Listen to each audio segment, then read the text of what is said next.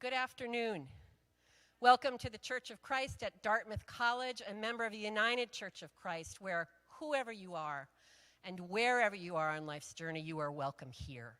We are so honored to be hosting this event at the behest of the New Hampshire Conference of the United Church of Christ. And I hope that if you don't know much about the United Church of Christ or the New Hampshire Conference or our congregation, that you investigate a little further, because we would love to continue to journey with you. As many of you may have come in, the doors behind you go directly to the street. If you go out this door down some stairs, there's a bathroom directly to the left. There's also another door that takes you outside, and there is a lift if you need help with mobility. When you go out this door straight ahead, down a long open hallway, go down the stairs, and we invite you to join us for a reception following today's time together. If you have any questions at all, please ask me or Rob Grable. Would you stand up, Rob, and show everyone who you are? Rob Grable is our associate pastor. We are honored. Megan. 2 more bathrooms, 1 floor below. Our building is a little bit of a maze, and we've spent a good deal of time trying to make it less maze-like, but we haven't succeeded very well. So just ask anyone, and they'll tell you, I don't know, find someone else, or they'll say, yeah, let me show you where to go. So we're so pleased that you're here and so incredibly honored to host Mark Charles and the ideas that open our hearts and our minds to be more faithful.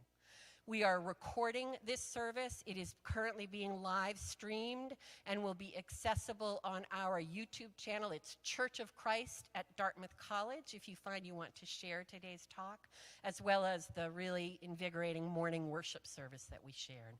So please, let us all continue to grow in grace as we grow in knowledge.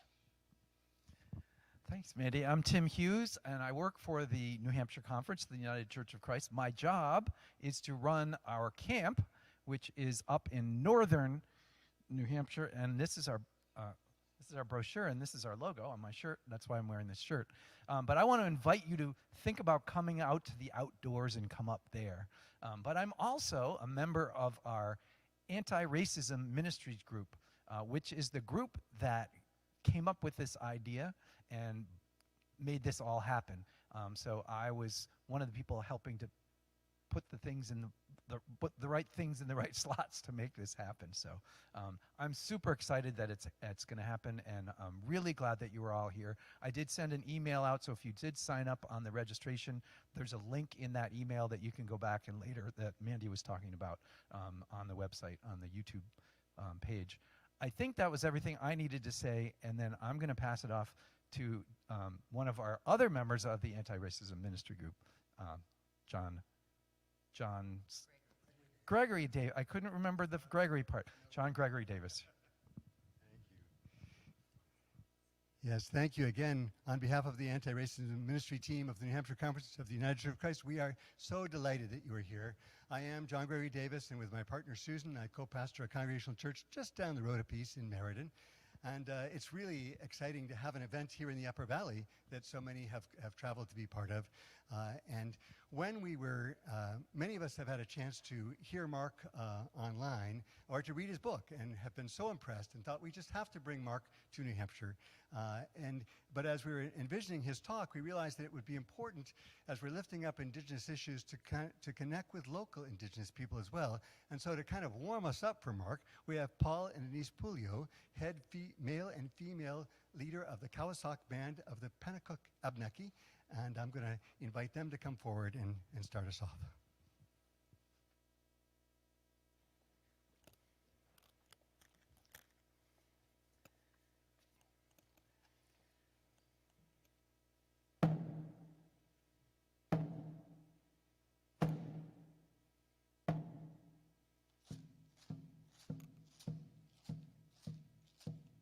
Nandakina, hoe, hoe. Oli, go on, gone. Hoe. Oli, uni, getsina was. Oli, uni. Kisinawas Nandakina Hoey, hoey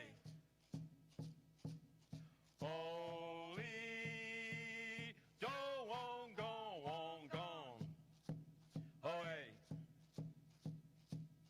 All you need Kisinawas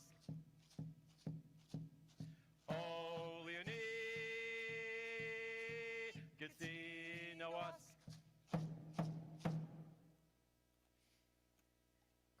Bach, in Delawasin Denise Pulio, Sagamasqua, Wood Delawasin Paul Pulios, Sagamo, Kawasak Band of the Pennacook Abnaki people, Kiona Ayan Odana Kunipi. Hello, friends. My name is Denise Pulio, and this is Paul Pulio. We're the head speakers of the Kawasak Band of the Pennacook Abnaki people. We come to you today from our ancient Pennacook village called Odana Kunipi, which translates to the village of the narrowing waters, now known as Alton, New Hampshire. So we began by singing in Dakina, which translates to our homelands. Thanks to all our ancestors. Great thanks to Creator. We typically, sorry. We I typically like to talk. share the podium, but yeah, typically we begin all events with a land acknowledgement and stewardship statement, but today we will finish with that statement, hoping that we'll briefly discuss now what we give you will provide a greater insight and a deeper understanding of us. Currently, here in the United States, there are approximately 574 federally recognized tribes, another 630 in Canada, with approximately 250 tribes pending recognition in the United States alone. Each tribal group has a different religious view and practices with no one common core belief, other than Mother Earth is sacred and needs to be protected. We can in no way speak for all the tribes across this nation. We can only speak on behalf of our own people, the Kawasak Band of the Pennacook and Abnaki people. We want to openly acknowledge that in a few short minutes, we'll not be able to dismantle all that has been misrepresented throughout the generations. But hope that each one of you will leave here today and continue your personal education to improve your understanding of Indigenous religious and environmental beliefs and practices. Let's begin by stating some uncomfortable facts. For over 13,000 years, Indigenous people have lived on Indakina, our homelands, following Creator's law by developing sustainable lifeways to maintain the purity of our environment. In the late 15th century, European expansion occurred under the guise of religious persecution. However, these religious settlers displaced and hunted the indigenous inhabitants in order to steal the lands. The United States was formed and established claiming religious freedom for all. However, the indigenous population of the United States was specifically excluded from the Declaration of Independence and even referred to as savages within the document itself.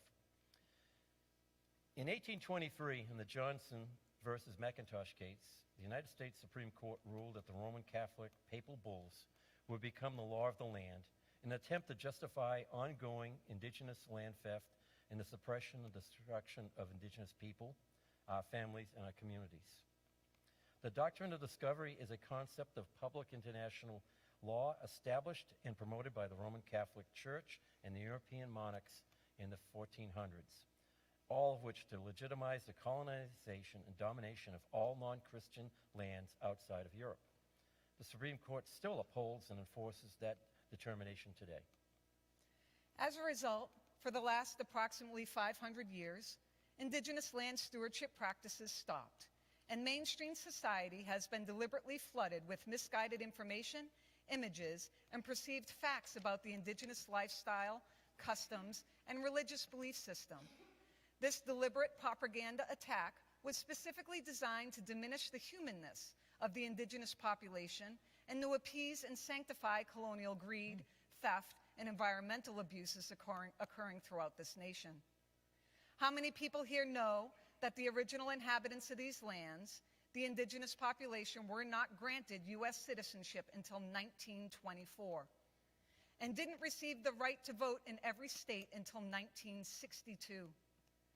Then in 1978, With the passing of the Freedom of Religion Act, for the first time since colonialism, we were granted the freedom to choose our own religion, granted access to some of our historical sacred sites after forced removal, granted freedom to worship through ceremonial and traditional rites, and allowed the use of and to maintain possession of objects considered sacred, sacred items like the drum and rattle you just saw being used here.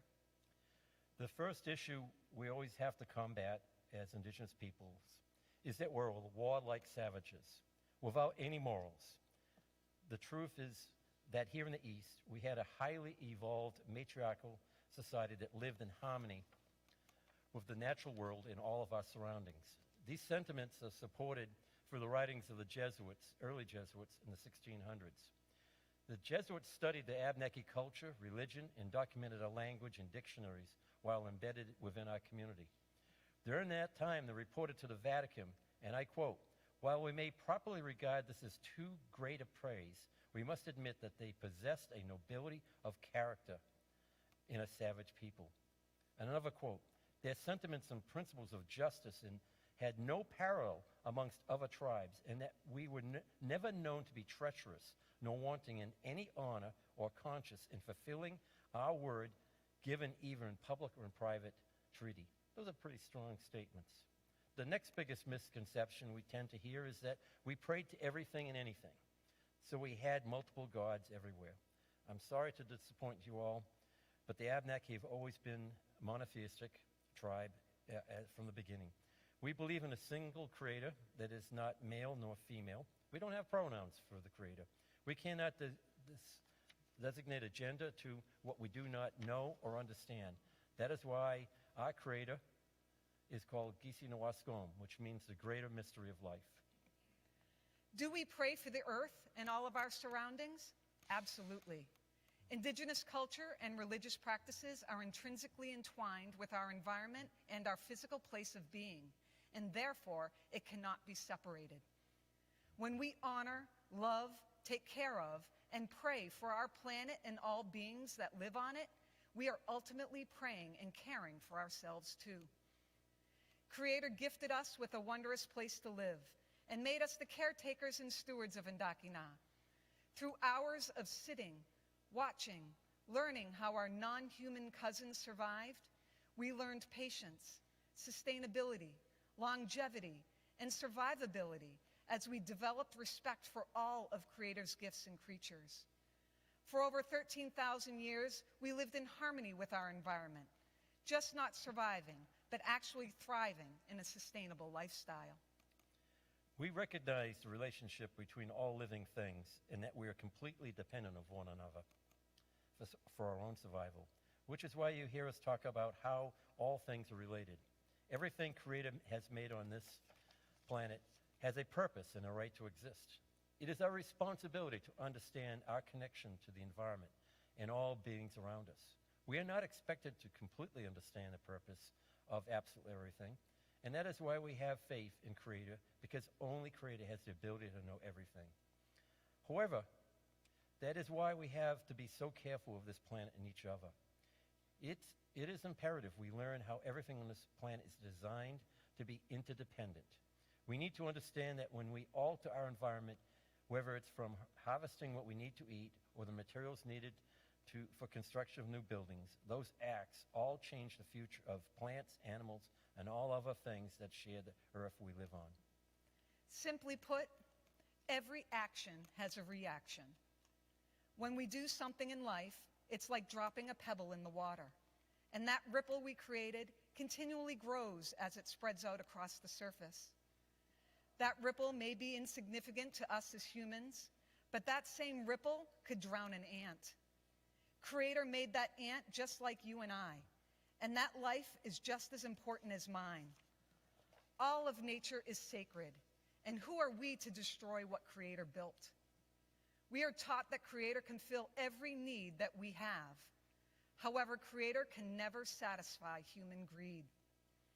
Creator has already supplied us with healthy and wholesome food, sustainable clothing, heat and housing materials, and most importantly, clean air and water. We made a promise as Alnambak, as the original human beings, to protect and care for those gifts so that they are here for the next 7 generations. This planet, this place, is only on loan to us by the future generations. There is nothing more imperative than having our grandchildren's children understand the love we have for them than through our everyday actions, making sure they have a clean planet to live, grow, and thrive. We have been demanding environmental and social justice for our people since the 1600s. In the early 1700s, it is on record that even one of my own family members petitioned the colonial government of Boston to remove a mill dam on one of the rivers that stopped our migratory fish runs.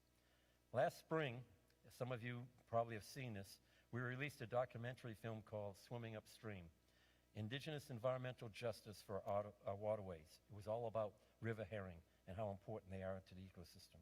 We explained how fish and shellfish were a top food resource and how the dam installations that were done in the colonial time period were starving us as indigenous people. These dams continue to exist and now starve all residents of the region by increasing water pollution and stopping the fish from spawning, which will eventually exterminate critically important fish populations in the ocean. However, we continue to remain faithful to Creator's law and steadfast with our ancestors, dedicated to promise to be the original caretakers of Nandakina. We continue to seek social and environmental justice through water and fishway restoration, removing invasive species, removal of old dams, gaining river and water estuary access for the migratory fish, forestry management, and increased use of sustainable energy, and the removal of coal, the particular one, the coal-fired plant in Merrimack, what they call a Merrimack Power Plant in Bow. This power plant is not only adverse to our impacts on the Merrimack River, but also pollutes the ozone in the air with depleting gases and toxins, including mercury, believe it or not. So let's stop for a moment and let's all take a deep breath together. That's a lot of inherited history for everyone to hear and begin to process. Inherited history is to receive or take over a historical narrative from a predecessor, where we had no active role in creating it, but carry the emotional weight with us anyways.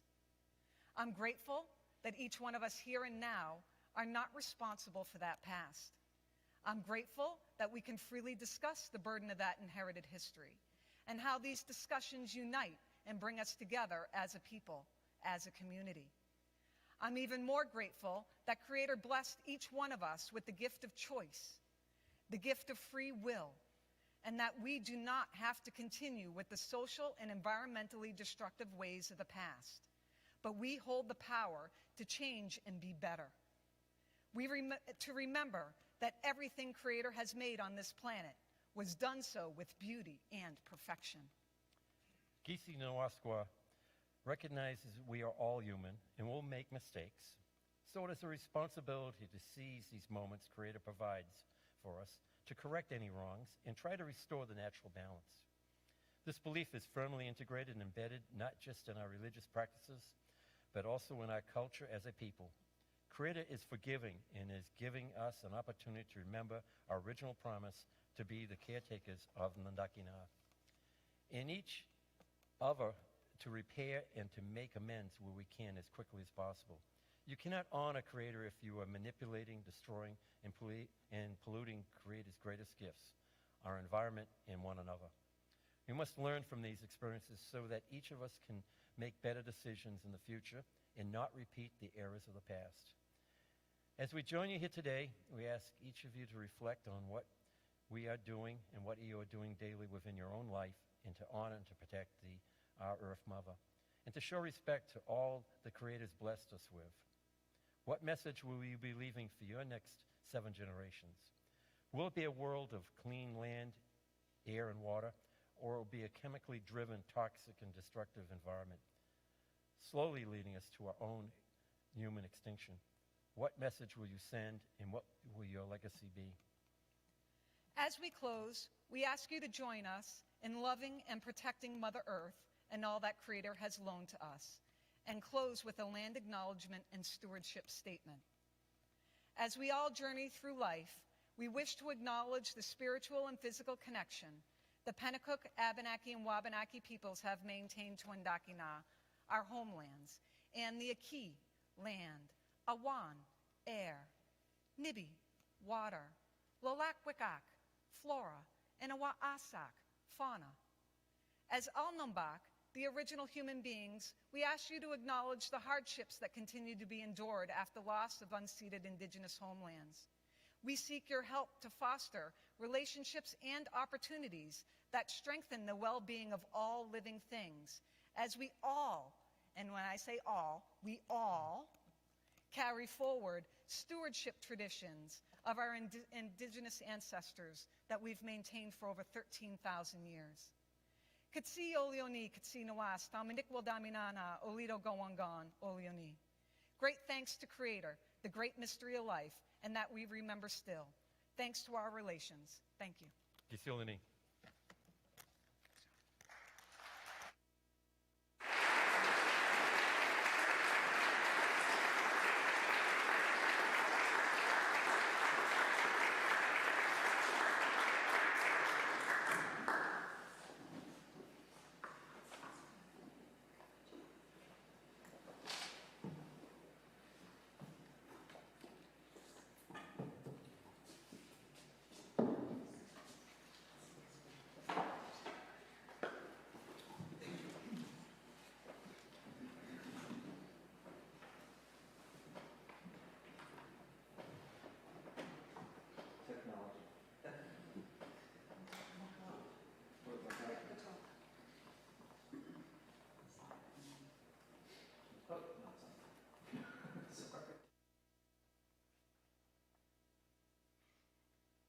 I have the honor of introducing Mark Charles. And this is like a dream come true. So, was it 3 years ago? He was running for president. And no one knew who he was. But he really stood out to me because he was brown. There was a brown guy running for president who wouldn't come to New Hampshire because New Hampshire's white and no one was going to listen to him. But he ran for president and he made a real impact, and it was the idea that he should come here and have some impact out of a political season. And he's here. He is going to teach you things that you probably never learned in school. He'll talk to you about things that might make you uncomfortable. But in the end, if you can go away thinking about something you can teach someone else who's not here, about how we should steward the land and how we haven't, about what we've corrupted and what we've polluted, politically, environmentally, socially, you name it.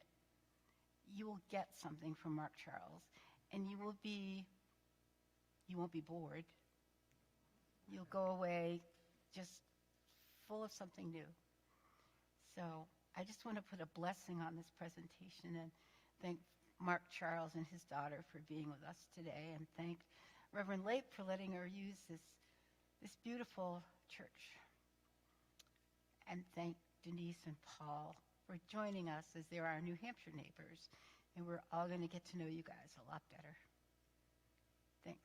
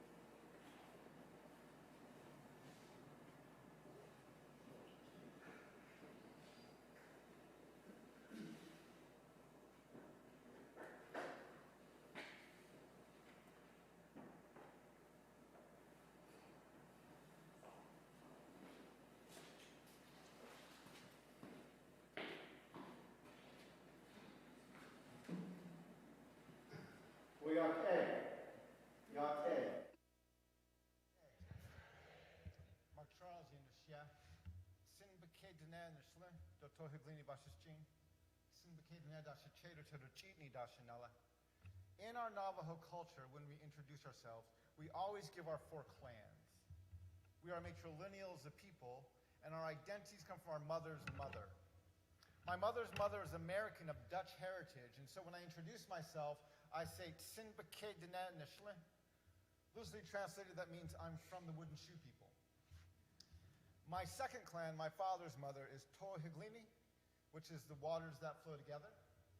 My third clan, my mother's father, is also Tsinbake Dene, and my fourth clan, my father's father, is Totochitni, and that's the Bitterwater clan. It's one of the original clans of our Navajo people.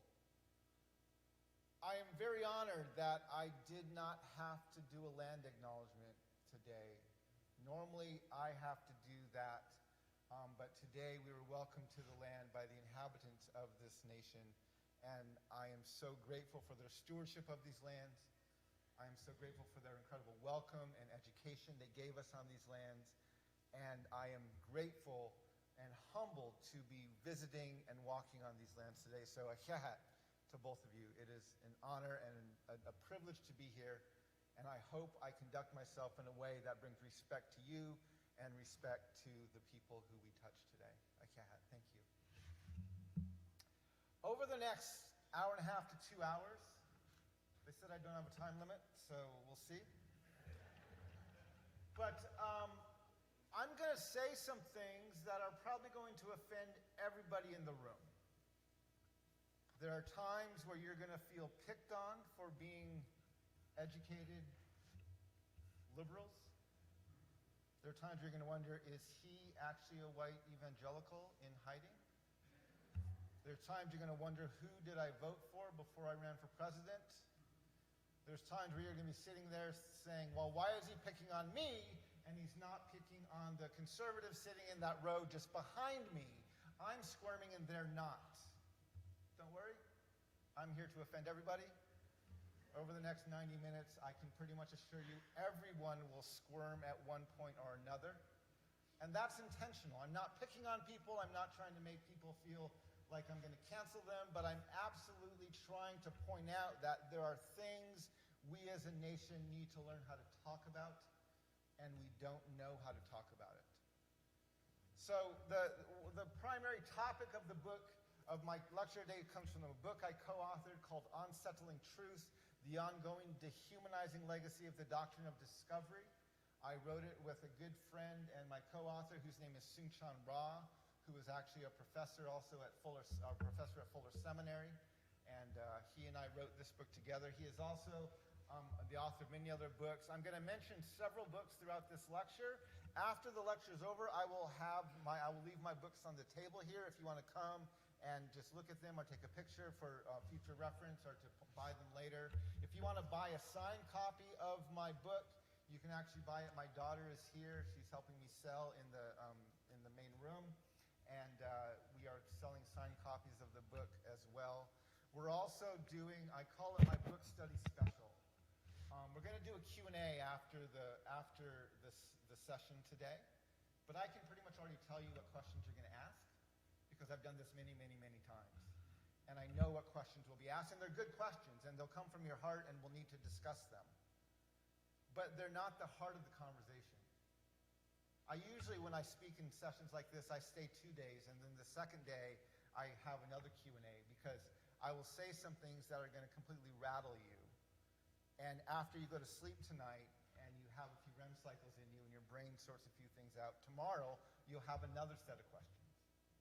The best questions you're going to have, they're going to be about 6 months later, when I've said a few things that you haven't been able to shake, and you see it everywhere now, and you're getting disgusted with it. And you're going to want to have a conversation at that point about what's been going on and why have you never seen this before. And at that point, you'll actually be ready to do something to bring change. Those are the conversations I live for. But because I travel a lot, I speak in a lot of conferences, I go to places like this, I don't get to have those conversations very frequently. So I'm doing what I call my book study special, where if you buy 10 copies of Unsettling Truths, either from my website or here today, and you do a book study with a group from your church or your organization, I will give you a 45-minute virtual Q&A. that you can schedule with me through my office sometime in the next year, which is great for you because it gives you a chance to go more in depth on some of these things, and it's great for me because I get to have these conversations I never get to have, which is I get to wrestle with people who have been wrestling with this for a few months, even for half a year now, and they're ready to actually make some proactive change. So it's a win-win. But anyway, my daughter is here, and she's helping me sell, and so you're welcome to talk to her about that or to talk to me afterwards. I'm going to stay afterwards and have as much conversation as I possibly can. To understand the doctrine of discovery. Oh, I'm sorry. Was I just talking so loud, but I forgot to turn this on? Is this any better for people? Probably. There we go. I'm so sorry. I didn't even turn it on. Were you able to hear it? Should we do everything all over again? Thank you for letting me know that. I'm sorry I didn't turn on. That was completely my fault. So I want to talk to you about the doctrine of discovery. But I actually want to have a conversation with you about how we got to the doctrine of discovery.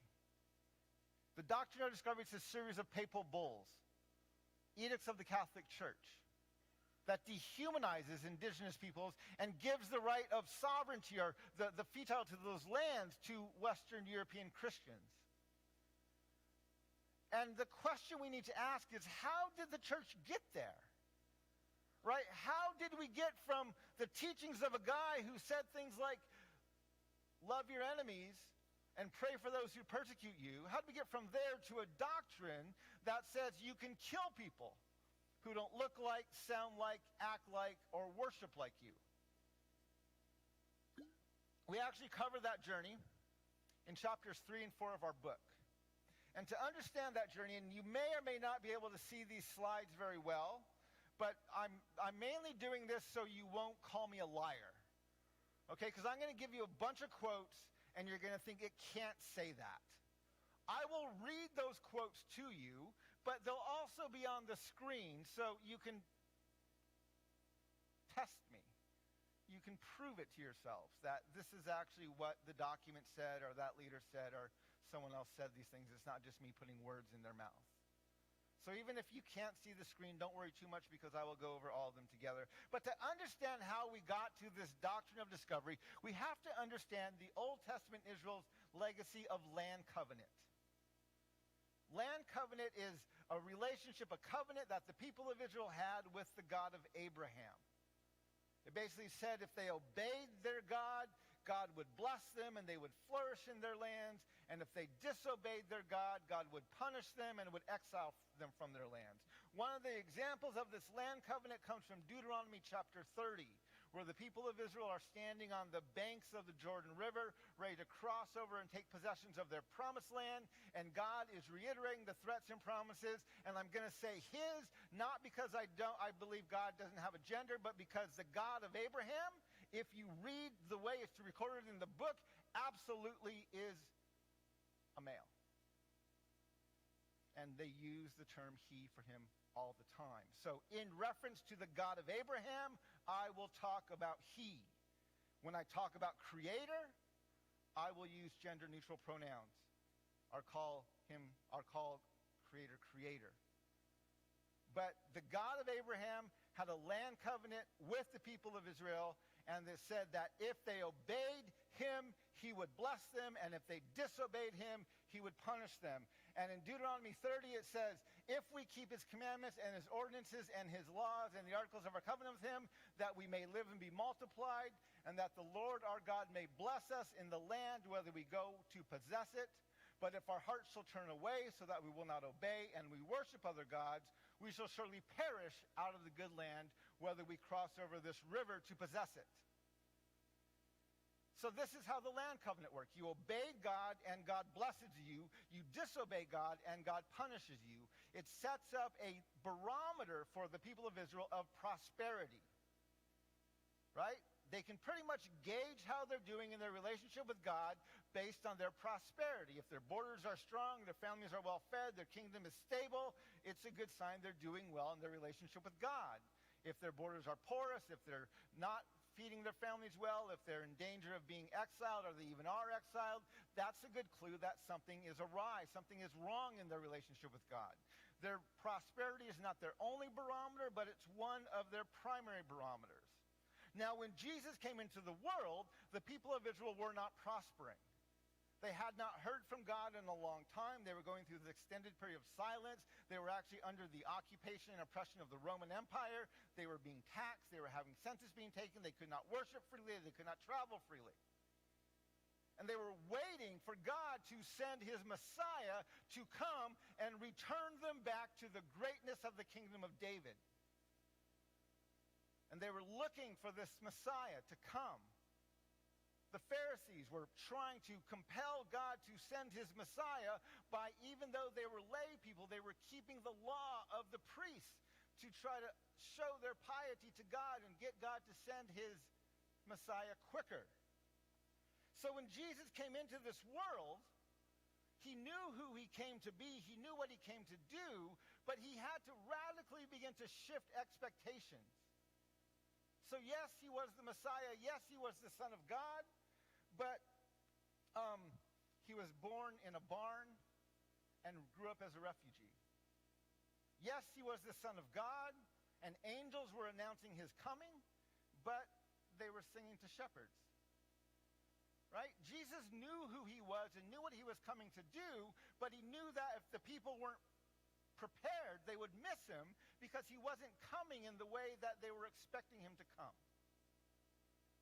So early in his ministry, Jesus is tempted by Satan. And Satan takes him to the top of a high place and tempts him with what he thought was the goal, which was earthly kingdoms. And he shows them the kingdoms of the world and says, if you bow down to me, I will give you these kingdoms. Jesus isn't tempted. He rebukes Satan and he walks away. Right? A little while later, John the Baptist, who was the one heralding Jesus' coming, announcing his birth and talking about that what he was going to do, and he's in prison, and while he's in prison, he hears stories that Jesus is out healing the children of widows and raising the children of widows from the dead and healing the servants of centurions. This did not sound what this imperial Messiah was supposed to be doing. And so he sent his disciples to Jesus and said, hey, are you the one we're looking for, or should we wait for somebody else? What's our Messiah doing helping widows? What's our Messiah doing helping the enemy? Jesus, I love him. He turns around.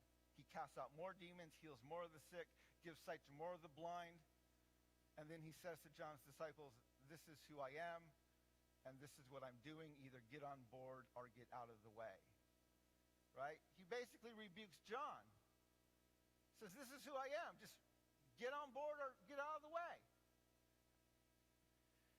A little while later, Jesus is out. He's teaching a bunch of people. They're out in this open area. It's late in the day. They're hungry. The disciples come to Jesus and say, hey, we should feed these people. He's right. You're right. We should feed them. He finds this kid, shakes him down, grabs his lunch. Right? Thanks God for it, and feeds 4,000 men, probably 8,000 to 12,000 men, women, and children. And the people are so excited that they come to make Jesus their king by force. And Jesus walks away. That's not what I'm about. Later, he's with his disciples. He's done a lot of his miracles. He's been showing who he is, talking about the Messiah. And he's with his disciples in the middle of the Gospel of Mark. He says, who do the people think I am? They said, well, some think you're John the Baptist, come back to life. Others think you're Elijah. Others think you're an Old Testament prophet. He said, well, how about you? Who do you think I am? Peter, who's always the spokesman, says, we think you're the Messiah. Now, Jesus doesn't go ding, ding, ding, ding, you got it. He says, don't tell anybody. Right? Don't tell anybody. And then he goes on to teach them that the Messiah, the Son of Man, must be persecuted and even crucified and lose his life on a cross. This so contradicts contradicts what the disciples expected the Messiah to do that Peter boldly turns to Jesus and rebukes him and says, "You don't have to die." And Jesus sees the disciples watching this, and he turns to Peter and he says, "Get behind me, Satan. You're not on the side of God, but of men." Right? Israel was waiting for God to send his Messiah to come and return the kingdom of Israel back to the greatness of the kingdom of David. And Jesus is coming and he's saying, "Yes, I'm the Messiah," but we have to absolutely realign our expectations here. He also teaches them. In the Gospel of Luke, he says, "They will seize you and persecute you. They will hand you over to synagogues and put you in prison. You will be brought before kings and governors, all on account of my name. You will be betrayed even by parents, brothers and sisters, relatives and friends. They will put some of you to death. Everyone will hate you." So now he's saying not only will the Messiah be persecuted, but the Messiah's disciples and followers will also be persecuted. And he goes on also in the book of Matthew. And now he starts really messing with him because he changes the barometer. He says, "Blessed are you, not when you prosper, but when you're persecuted." Celebrate when you are persecuted, because now you're being put in the category with prophets. He's changing his barometer. He's changing the way they gauge. His disciples will know they are doing well in their discipleship, not because they're prospering, but because they're suffering and being persecuted. Now, just like you and me, the disciples did not like this understanding at all. Right? And the whole second half of the Gospels is basically Jesus having it out with his disciples and going towards Jerusalem and them trying to stop him, and they don't want to see their Messiah go to his death. They had no understanding of how this could work out. And then, right, Peter rebukes Jesus. At one point in Mark 9, the disciples are telling this man to stop driving out demons because he's not one of them. And Jesus rebukes them. And then he says to his disciples, "If you cause one of these little ones who believes in me to sin, it'd be better if you tied a millstone around your neck and jumped into the lake."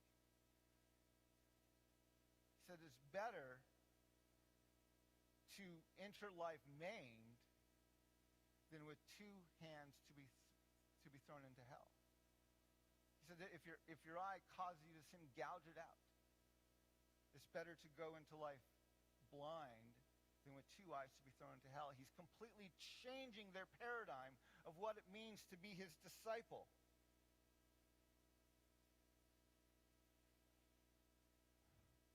For the sake of time, I'm going to run up here to this.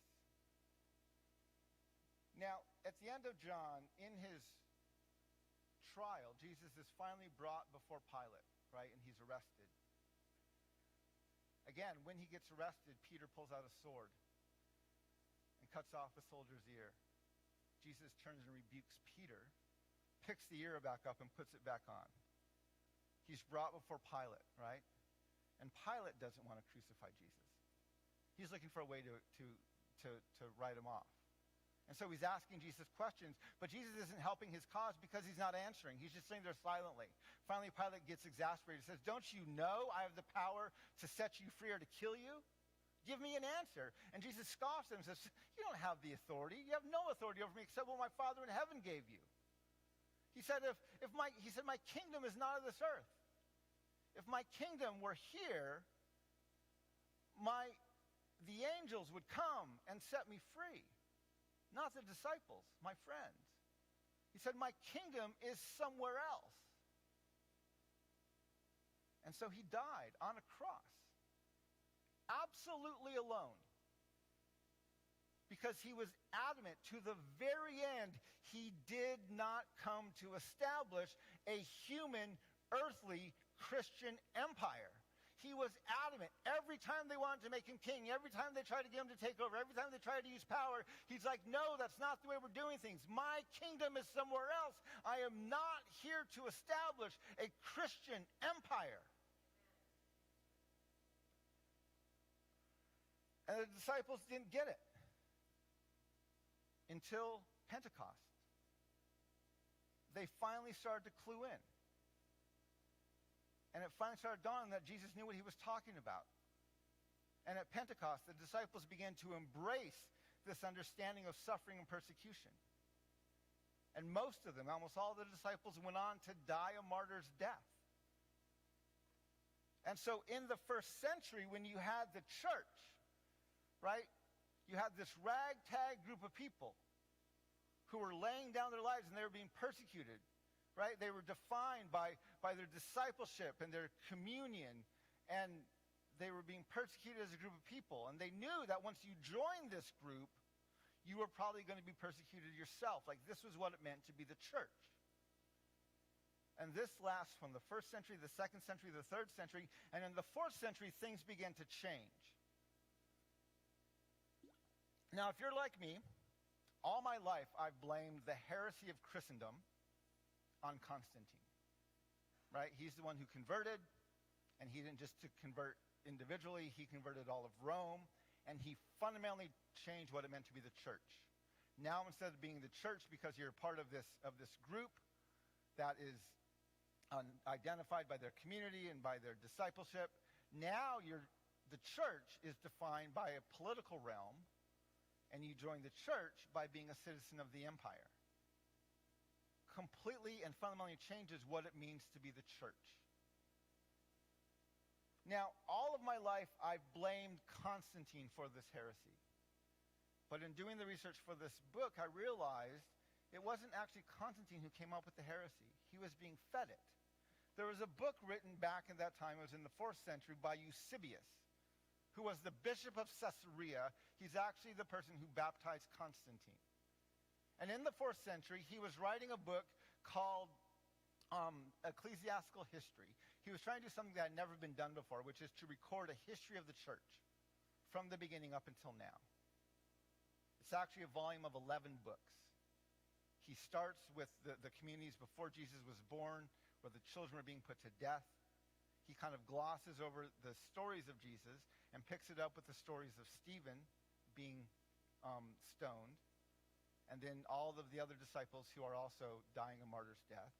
And throughout his entire book, the first few volumes or books of this volume, he's talking about these disciples who are being persecuted for their faith, and he's establishing the divinity of Christ, and he's holding the martyrs in very high esteem. These are people who are sharing in the suffering of Christ. Now, around book 8, he begins to change his tune. And he starts talking about the empire in different terms. He introduces a character named Constantinius, who is a good leader. And then he talks about his son Constantine, who he ordains as an ordained leader of Rome. Now, these are confounding because at this point, the Roman Empire was absolutely persecuting the church. And in the 4th century, they're going through the Great Persecution, which is one of the greatest persecutions in the history of the church. And suddenly we have an emperor who is being ordained by this Eusebius in this book as an ordained emperor of Rome, and it doesn't make any sense. Now, between books 8 and 9, he inserts a book. It's called the Book of the Martyrs. And this book is about the Great Persecution of 404 AD, or 304 AD, sorry, the Great Persecution. And in this book, Eusebius records that he knew many of the martyrs personally, because it was happening in Caesarea and in Palestine, which was his backyard, and he saw many of their deaths with his own eyes. And after the Book of the Martyrs, his tune begins to change, and instead of focusing on the piety of the martyrs, he's now focusing on the empire and what can be done to change its attitudes. Now, if you're writing a book called Ecclesiastical History, right, your book wouldn't have a conclusion, correct? Because when will ecclesiastical history conclude? When the bridegroom of the church returns. Because you're writing this book, right, this is evidence it hasn't happened yet, and it's already been several hundred years, so who knows how long this is going to be. You may be just rewriting the preface of a very long saga, and so if you're writing a book called Ecclesiastical History and you have any understanding of the church and what it is, you know your book does not have a conclusion. But if you read to the last chapter of the last book in the volume of Ecclesiastical History as told by Eusebius, you will find he absolutely does have a conclusion. The title of this chapter is The Victory of Constantine and the Blessings Under Him Accrued to the Whole Roman World. And it says, at that same time they celebrated and extolled, first of all, God, the universal King, because thus they were taught. Then they also celebrated the praises of the pious emperor, and with him all his divinely favored children. The supreme God granted from heaven above the fruits of his piety, the trophies of victory over the wicked and the furious tyrant with all his counselors and adherents. He cast prostrate, not the feet of Christ, but of Constantine. So in his book Ecclesiastical History, Eusebius talks about the salvation that came to Rome, not through Christ, but through Constantine.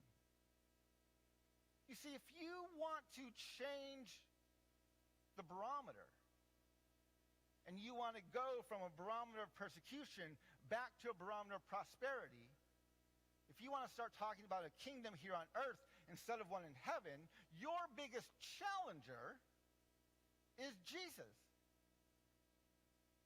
And so Eusebius did what he had to do to establish this heresy known as Christendom, which is he wrote Christ out of ecclesiastical history and inserted Constantine.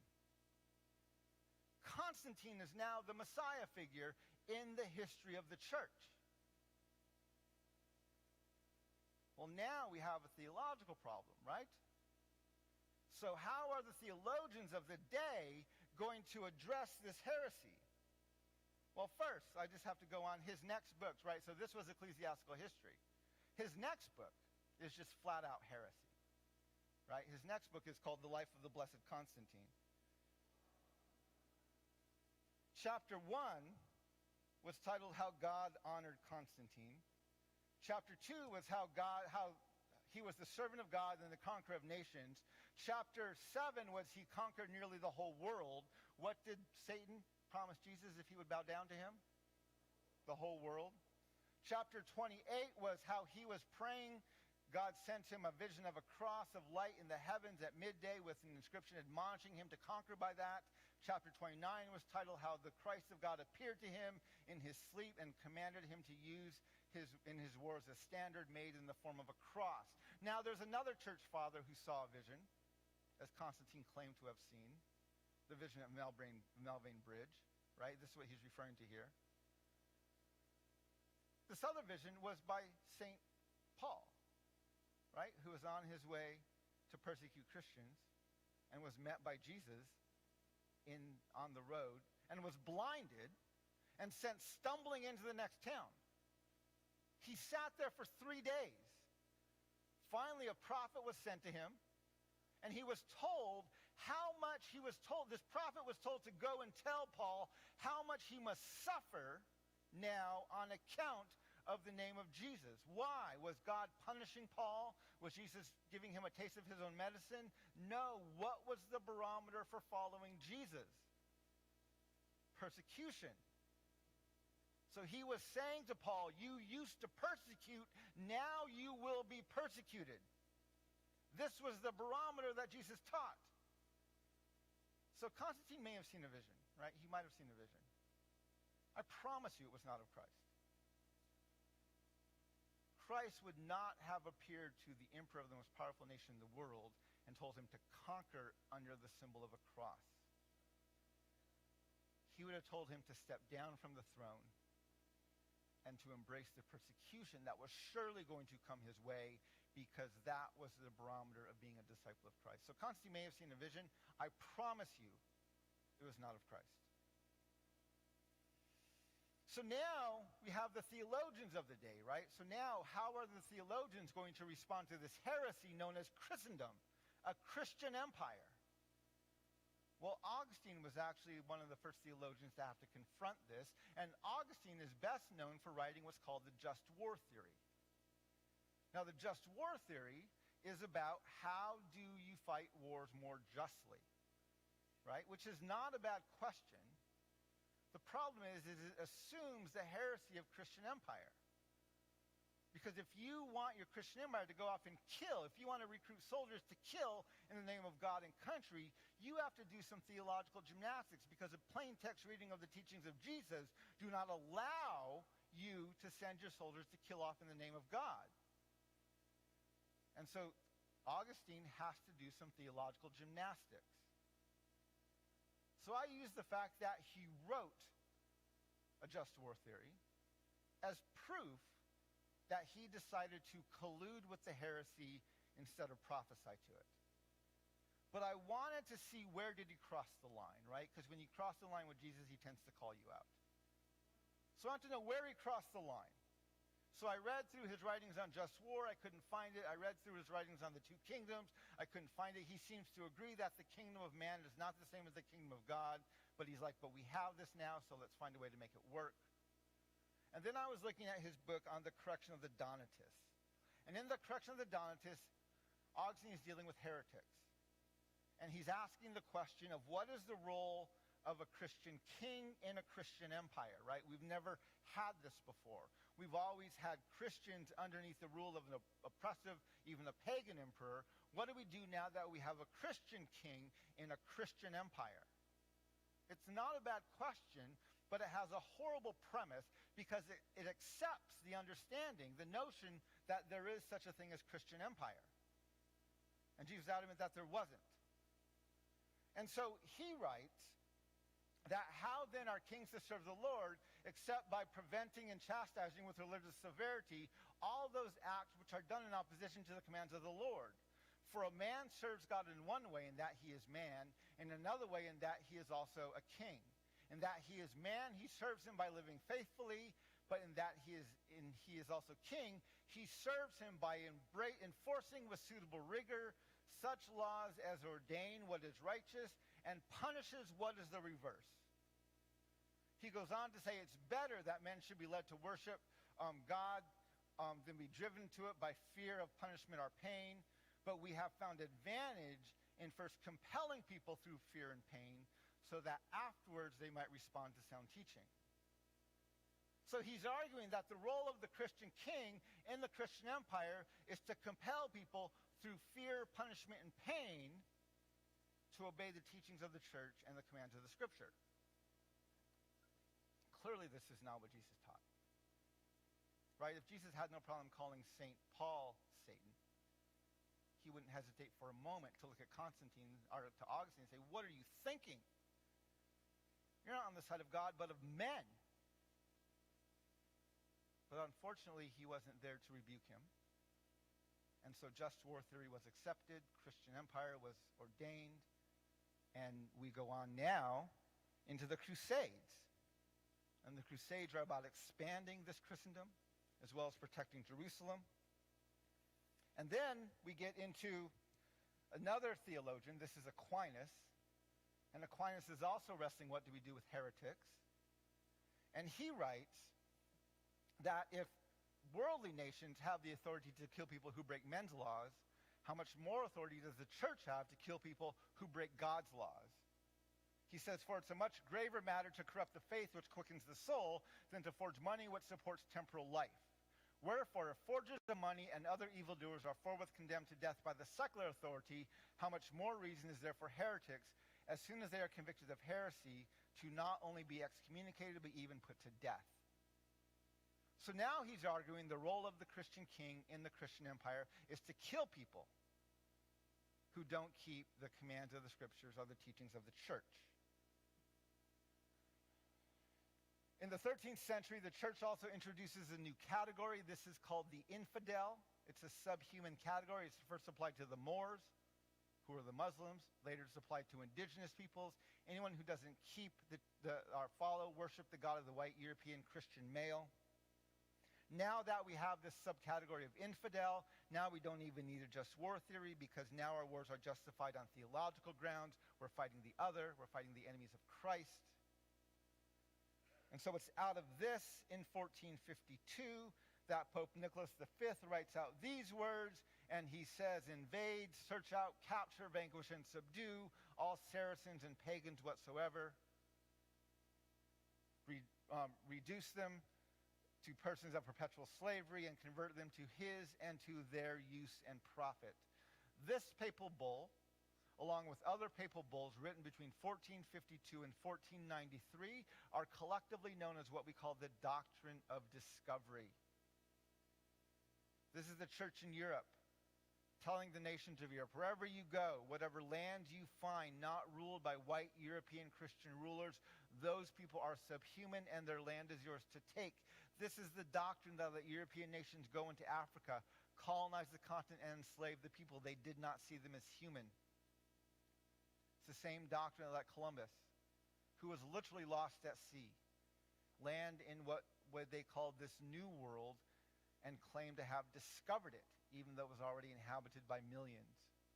Right? The first sentence of the first chapter of our book says you cannot discover lands already inhabited.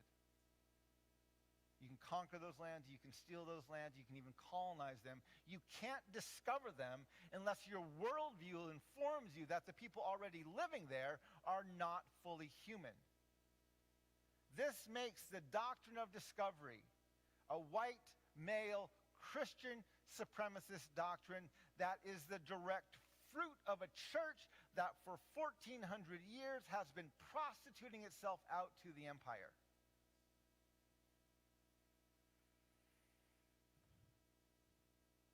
Now the challenge is, what do we do with this doctrine? Now that people have arrived here on Turtle Island, what do we do? Well, in 1763, King George draws a line down the Appalachian Mountains. And he says to the colonies that they no longer have the right of discovery of the empty Indian lands west of Appalachia. This upset the colonies. They wanted access to those lands. So a few years later, they write a letter of protest. In their letter, they accuse the king of raising the conditions of new appropriations of land, and they go on to state that he has excited domestic insurrections amongst us and has endeavored to bring on the inhabitants of our frontiers the merciless Indian savages. They signed their letter on July 4th, 1776. Literally 30 lines below the statement, all men are created equal, the Declaration of Independence refers to natives as merciless Indian savages. Very clearly, the only reason they used this inclusive term, all men, is because their definition of who was human was incredibly narrow. This makes our Declaration of Independence a systemically racist and white supremacist document that assumes the dehumanization of indigenous peoples and other people of color. Now, a few years later, the Founding Fathers write another document. This one, they begin with the words, we the people. This, of course, is the preamble to the Constitution, right? This sounds inclusive again. This is we the people. It sounds very inclusive. But if you keep reading, not even much further, just a few lines later, Article 1, Section 2. This is the article of the document that says who and who is not covered by this Constitution, who and who is not a part of this union. If we read Article 1, Section 2, the first thing we have to note is it never mentions women. Now, this is important. If you read the entire Constitution, preamble through the 27th Amendment, you will find that there are 51 gender-specific male pronouns. 51 he, him, and his. Who can run for office, who can hold office, even who's protected by the Constitution. There's not a single female pronoun in the entire document. Now, some people may say, but Mr. Charles, that's Old English. In Old English, he is inclusive, refers to everyone. Yeah, do you know why they did that in Old English? Because they were sexist, right? Right? Women couldn't vote. Women couldn't own property. He meant everybody because he was everybody, right? That's all it was. That's all that mattered. So we have to know, Article 1, Section 2 never mentions women. Second, it specifically excludes natives.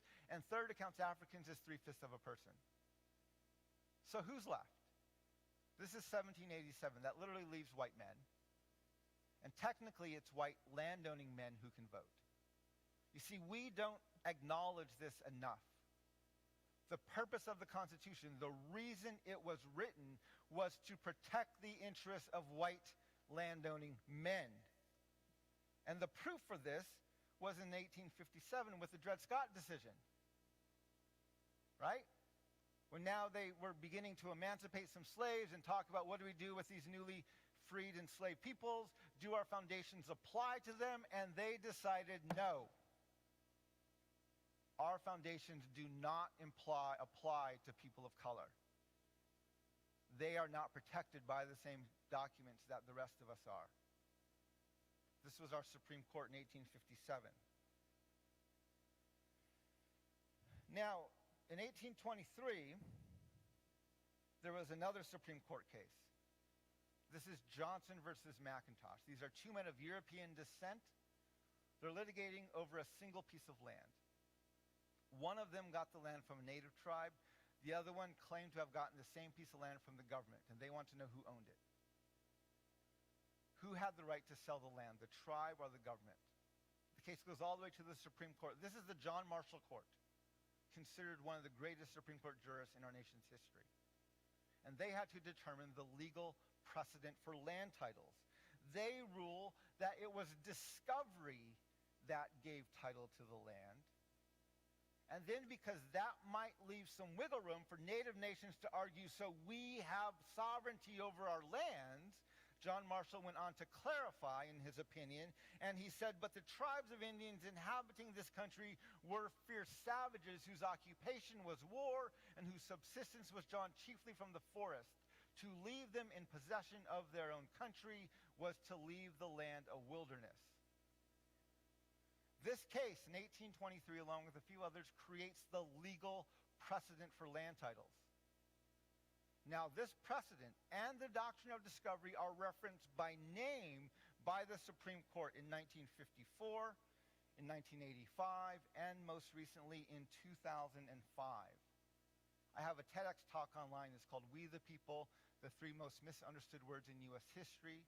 I talk about some of these court cases in there. I want to highlight right now the 2005 case. In the 1770s, the Oneida Indian Nation occupied about 6 million acres in central state New York. The George Washington administration reduced that land to a few 100,000 acres via a treaty. And then they passed a law that said this land was the Oneidas moving forward, and only the federal government could purchase those lands from them. The state of New York continued to illegally purchase those lands from the Oneida Indian Nation until they were all purchased and the Oneida were moved out of New York. In the 1990s, the Oneida Indian Nation came back and they bought some of their traditional lands. They bought them on the open market. They paid full price for them. And they wanted to reestablish their traditional sovereignty over these lands. Well, the lands they bought were within the city limits of the city of Sherrill. And the city of Sherrill wanted their tax revenue. So they sued the Oneida Indian Nation in federal district court. And the court ruled in favor of the Oneida. So they appealed to the Court of Appeals, and the decision was upheld. So they appealed a second time to the Supreme Court. The Supreme Court heard the case and gave their opinion in 2005. In the first footnote of the case, where they're referencing precedent, they reference by name in 2005 the doctrine of discovery. They then go on to state that given the long-standing, distinctly non-Indian character of the area and its inhabitants, the regulatory authority consistently exercised by the New York State, and the Oneida's long delay in seeking judicial relief, we hold that the tribe cannot unilaterally revive its ancient sovereignty. They go on to reference another case that says it is impossible to rescind the cession and restore the Indians to their former rights because the lands have been open to settlement, that's white settlement, and large portions of them are now in the possession of innumerable innocent purchasers. They go on to argue and say, moreover, the properties here involved have greatly increased in value since the Oneidas sold them 200 years ago, Notably, it was not until lately that the Oneidas sought to regain ancient sovereignty over land converted from wilderness to become parts of a city like Sherrill. Now, if this argument sounds familiar, it's because it is. This is the same argument John Marshall used in 1823. It doesn't use the word savages, but it's the exact same argument. So in 2005, the Supreme Court concludes, and it says, we now reject the unification theory of the United Indian Nation and the U.S., and we hold that standards of federal Indian law, again, footnote 1, doctrine of discovery, and federal equity practice preclude the tribe from rekindling embers of sovereignty that long ago grew cold. This is probably one of the most white supremacist Supreme Court opinions written in my lifetime, and was written by Ruth Bader Ginsburg. Now, this is shocking, right? Because her legacy was that she was a voice of dissent on a conservative Supreme Court fighting for the rights of the marginalized, which she was and which she did. However, because land titles are based on the legal understanding that natives are savages, this makes white supremacy a bipartisan value. Right? Which she so clearly demonstrated for us. So we're having a debate right now about, do we celebrate Columbus Day or Indigenous Peoples Day? Well, that's not the debate we need to be having. This is asking what we celebrate one day out of the year. Who do we focus on? The conversation we need to be having is about land titles. This is a conversation we're not having right now. But it's a conversation we absolutely need to be talking about. And I can tell you I ran for president in 2020. Trust me, the country does not want to talk about land titles. You want proof for that? Where is our first caucus? Iowa. Where's our first primary? New Hampshire. Iowa is the 5th whitest state in the country. New Hampshire is the 3rd. Iowa has the largest percentage of private lands in the country. New Hampshire has the highest rate of home ownership in the country. If you want to run for president, you have to run your campaign for a year doing retail politics and making yourself palatable to white landowning men. This is why we don't talk about these things in our politics. We sanitize all of our politicians, and we start with very diverse, right? Last in 2020, we had more people of color, more women, more LGBTQ in the Democratic primaries, and we landed on the most status quo white landowning male you could possibly find in the entire group, whose even his own wife admitted he wasn't the best on the issues. Why? Because we run our politics through white landowning men. This is the things we have to talk about. If we want to see any change, we have to decenter that. We have to absolutely begin to change that. Now, in 1630, well, let me stop there here. So we've been having a discussion about how this has impacted us legally and foundationally, right? We've been having this discussion now. One of the things my co-author and I point out in here is not only how this doctrine of discovery impacts us legally and foundationally, but how it creates what we call a dysfunctional theological imagination for all of our citizens. So I want to help you understand this dysfunctional theological imagination that you have inherited. Doesn't matter if you're liberal or conservative, doesn't matter if you came over on the Mayflower or you jumped a fence last week. If you're living here in the United States, you have been either drawn here or you've been fed and adopted into this dysfunctional theological imagination about who this nation is and what it is entitled to. So I want to take you back to 1630. In 1630, John Winthrop was on board a ship and they were in what's now called the Boston Harbor. They were here to plant the Boston colony. And he preached a sermon titled A Model of Christian Charity. In his sermon, he referred to the colonists that he was with as a city upon a hill. Now, you've heard this language before. Many politicians from both parties use it. It actually comes from the Sermon on the Mount, where Jesus is telling his disciples to be a lamp on a stand, a city on a hill, shining their good deeds into this dark world.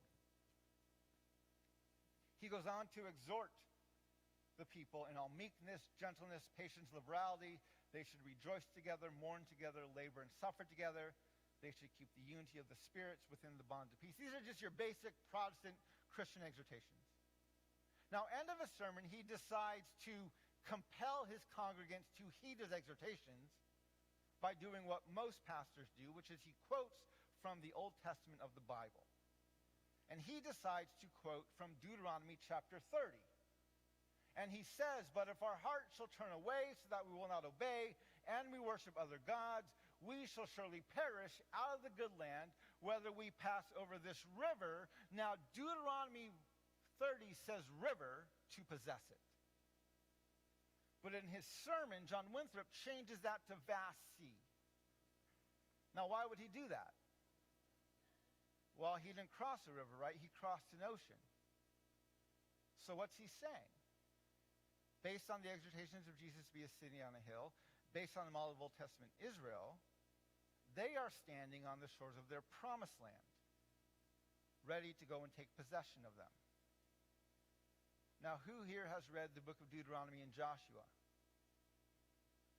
God is very clear in those passages how his people are to take possession of their promised lands, right? It says, "However, in the cities of the nations the Lord your God is giving you as an inheritance, do not leave alive anything that breathes. Completely destroy them as the Lord your God has commanded you." Promised lands for one people is literally God-ordained genocide for another. I call this sermon the birth of American exceptionalism. American exceptionalism is not just the idea that Americans are better at everything than anyone else, but that we have a unique relationship with the God of Abraham. We have an ordained purpose on these lands where we live. That's what's at the root of the myth of American exceptionalism. So this idea percolates, right? This is 1630. The idea percolates for about 100 years. Mid-1700s, our nation begins moving westward. Actually, our colonies begin moving westward. We go past the Appalachian Mountains. We go past the Mississippi River. End of the 1700s, we have the Second Great Awakening. There's this growth in churches, this renewal in our denominations. There's now this religious fervor as we're going further and further west. Early 1800s, the term manifest destiny is coined. The belief that this nation of white European Christian males has the God-given right to rule these lands from sea to shining sea. So now that we have a white supremacist Christian nationalist doctrine of discovery, a racist and white supremacist and sexist Declaration of Independence, a racist, sexist, and white supremacist constitution, and that's been affirmed by the Supreme Court, and now we have God's permission to commit genocide, we have to talk about some history. And I want to talk about the 19th century. The 19th century is what you were taught is our century of expansion. This is the century we had 30 new states to the Union, right? I did this chart. This is our nation from 1775 to 2016. Every year in blue is the year I found our nation was in a declared state of war or armed military conflict against another nation or entity. Every year in red is every year I found us fighting against native nations. You can see from 1815 to 1886, we have almost 75 straight years of warfare against native nations. Clearly, this was not a century of expansion, right? This was a century of ethnic cleansing and genocide. I found these wars we fought against native nations primarily during the 19th century. This is what our nation looked like in 1840. The dark lands to the east are established states. The lighter lands to the west are either territories or uncharted lands.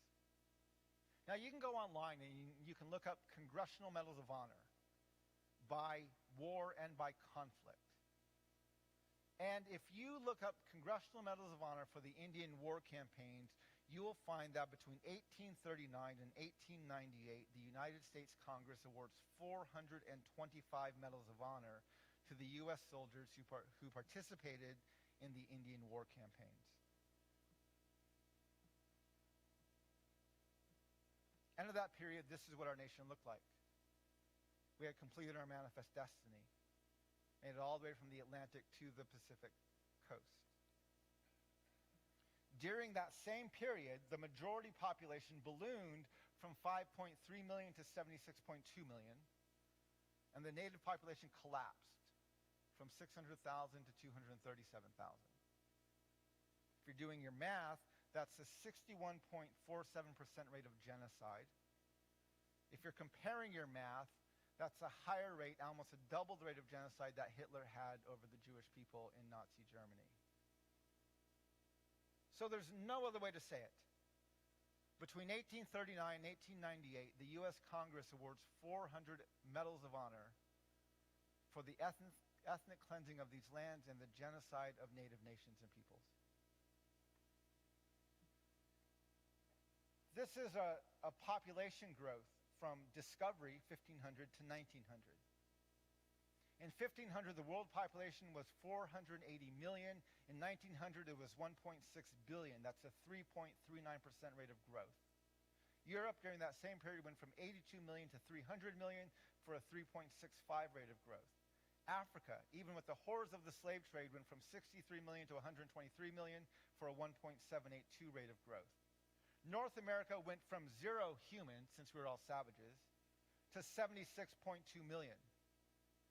And Turtle Island, as we call our continent, this continent, went from a very conservative estimate of 6 million to a low of 237,000 for a 0.0395% rate of growth, which is actually a rate of death or genocide of a 96.05%. And we knew what we were doing. In 1851, the governor of California, in his State of the State address, shared these words. He said that a war of extermination will continue to be waged between the races until the Indian race becomes extinct must be expected. While we cannot anticipate this result, but with painful regret, the inevitable destiny of the race is beyond the power or the wisdom of man to avert. He's not saying famine has broken out and we can't feed these people, nor is he saying disease has struck and we can't stop its spread. He is literally saying we can't stop killing them until we complete our manifest destiny. And this, of course, is perfectly in line with the theology of promised lands. In Joshua 10, it says, so Joshua subdued the whole region, including the hill country, the Negev, the western foothills, and the mountain slopes, together with all their kings. He left no survivors. He totally destroyed all who breathed, just as the Lord, the God of Israel, had commanded.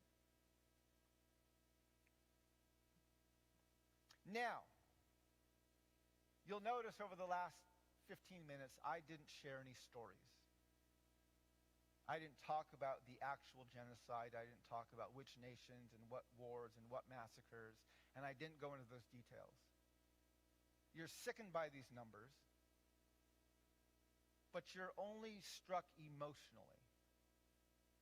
And had I even shared those stories, you still would be primarily struck emotionally.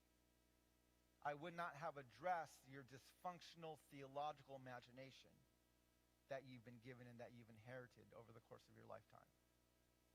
And because I only have 2 hours and not 3 hours, I don't have time to share all those stories. So I have to find a way to touch you spiritually. I have to find a way to get you to understand how horrific what we've done and to examine who do we think we are and what in the world do we celebrate. Two of the hardest chapters to read in this book are chapters 9 and 10.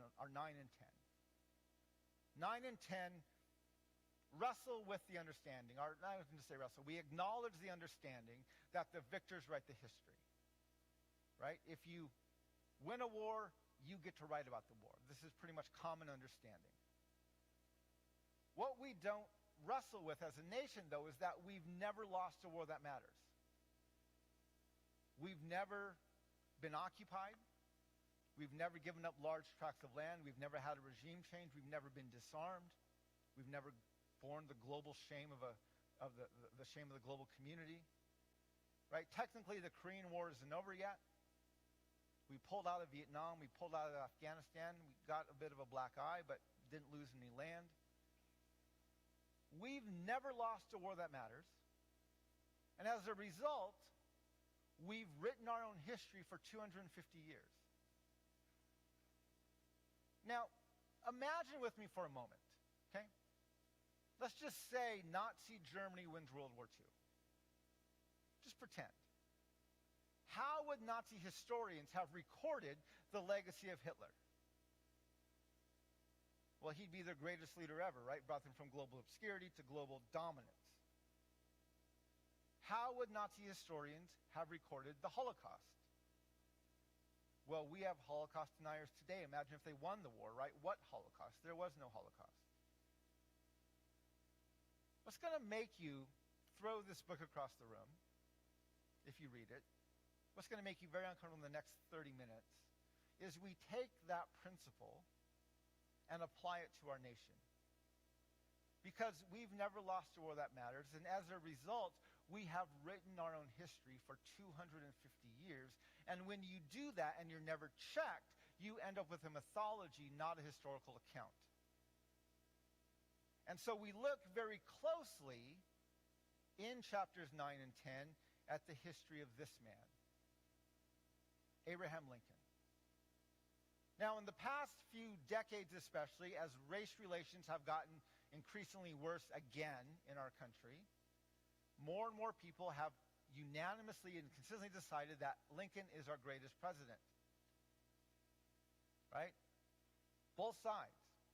Both parties agree with this. His monument is the most viewed monument in our nation, in our Capitol Mall.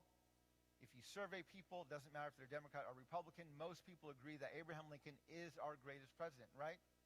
The Republicans love to claim they are the party of Lincoln. Our nation's first black president, President Obama, was sworn in with his hand on the Lincoln Bible. He is one of our nation's unanimous, or very close to unanimous decisions of who is our greatest president. But because we've never lost a war that matters, and because we've written our own history for 250 years, and because when you do that, you create a mythology, we actually don't know anything about Lincoln. So I'd like to introduce you, if I may, to President Abraham Lincoln, the same way he introduced himself to the nation when he was running for the Senate in 1858. It was largely known he was against chattel slavery, but he had to clarify a few things as he was now presenting himself to a more statewide, even a national audience. So in one of his early speeches in the debate, he said this, "I will say then that I am not, nor ever have been in favor of bringing about in any way the social and political equality of the white and black races. That I am not, nor ever have been in favor of making voters or jurors of Negroes, nor of qualifying them to hold office, nor to intermarry with white people. I will say in addition to this that there is a physical difference between the white and black races, which I believe will forever forbid the two races living together on terms of social and political equality. And inasmuch as they cannot so live while they do remain together, there must be the position of inferior and superior, and I, as much as any other man, am in favor of having the superior position assigned to the white race." Now, why would he say this? Right? He's running for office, the Senate, not the president. Why is he trying to sell himself on this? Well, in 2022, the theme of the midterm elections was what? Roe versus Wade, right? Because what the Supreme Court did last summer. In 1858, the theme of that midterm elections was, do our foundations apply to black people? Because 1 year earlier, Dred Scott had been decided. So our nation wanted to know, if you were going to run for public office, where do you stand on Dred Scott? And Abraham Lincoln made it very clear that he agreed with the Dred Scott decision. He had no intention of making voters or jurors of Negroes, or allowing them to hold office, or to intermarry. He had no intention of making them a part of society. He absolutely believed that white people were superior and people of color were inferior.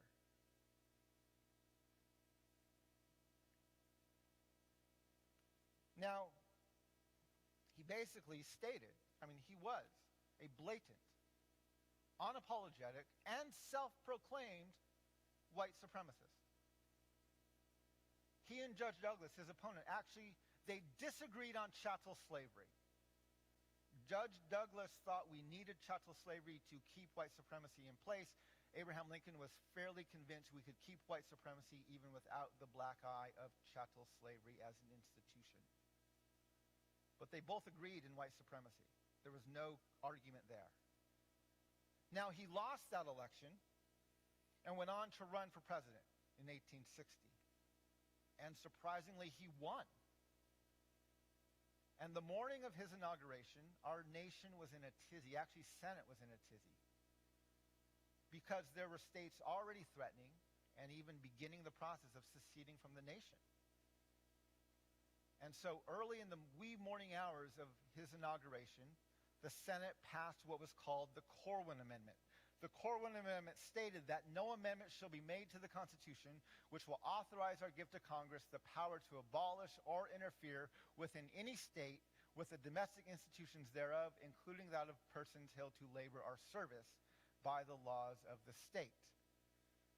The Corwin Amendment constitutionally protected enslavement in states where it already existed. Now, in his inauguration, Abraham Lincoln was addressing the tension our nation was feeling, and he said, "Apprehension seems to exist among the peoples of the southern states that by the ascension of a Republican administration, their property, i.e. their enslaved peoples, and their peace and personal security are to be endangered. There is no reasonable cause for such apprehension. Indeed, the most ample evidence to the contrary has all the while existed and been open to their inspection. It is found in nearly all of the public speeches of him who now addresses you. I do but quote from one of those speeches when I declare that I have no purpose." And he goes on to quote himself from the Lincoln-Douglas debates.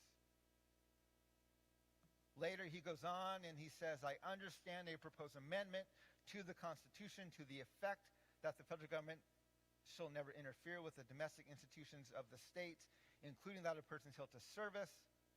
To avoid misconstruction of what I have said, holding such a provision to now by implied constitutional law, I have no objection to it being made express and irrevocable."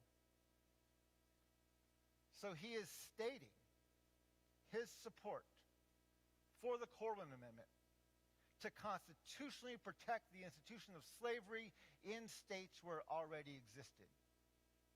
And even though the president has no role in amending the Constitution, he took it upon himself to personally mail out the amendment to every state governor, asking them to ratify it. It never got ratified. So this never became our 13th Amendment. Second year into his administration, there was a scathing op-ed written in the New York Tribune. It was calling for the immediate emancipation of enslaved peoples. Now, Abraham Lincoln had already written the Emancipation Proclamation. It was in his desk. But he was hesitant to release it because there were 4 states, Missouri, Kentucky, Maryland, and Delaware, that allowed enslavement but had not seceded from the Union. And he was concerned about the political fallout in those states from the people who owned these enslaved peoples about their political support. So instead of releasing the Emancipation Proclamation, he wrote a letter, and he said that my paramount object in this struggle is to save the Union. It is not either to save or destroy slavery. If I could save the Union without freeing any slave, I would do it. And if I could save it by freeing all the slaves, I would do it. And if I could save it by freeing some and leaving others alone, I would also do that. So his response to an op-ed in the New York Tribune calling for the immediate emancipation of enslaved peoples is for him to put at ease the people who own those peoples and said, calm down. I'm not doing this because I give a crap about black lives. Black lives do not matter to me. I am doing this for the preservation of our union. In January of 1863, he actually did release the Emancipation Proclamation. If you ever read it, it's very specific where enslaved peoples are freed. They're freed in Arkansas, Texas, Louisiana, Mississippi, Alabama, Florida, Georgia, South Carolina, North Carolina, and Virginia. Accepted from the list is Missouri, Kentucky, Maryland, and Delaware. And Abraham Lincoln knew what he was doing because he added that accepted parts are for the present left precisely as if this proclamation were not issued, and people enslaved in those states did not receive their freedom until after Lincoln was assassinated.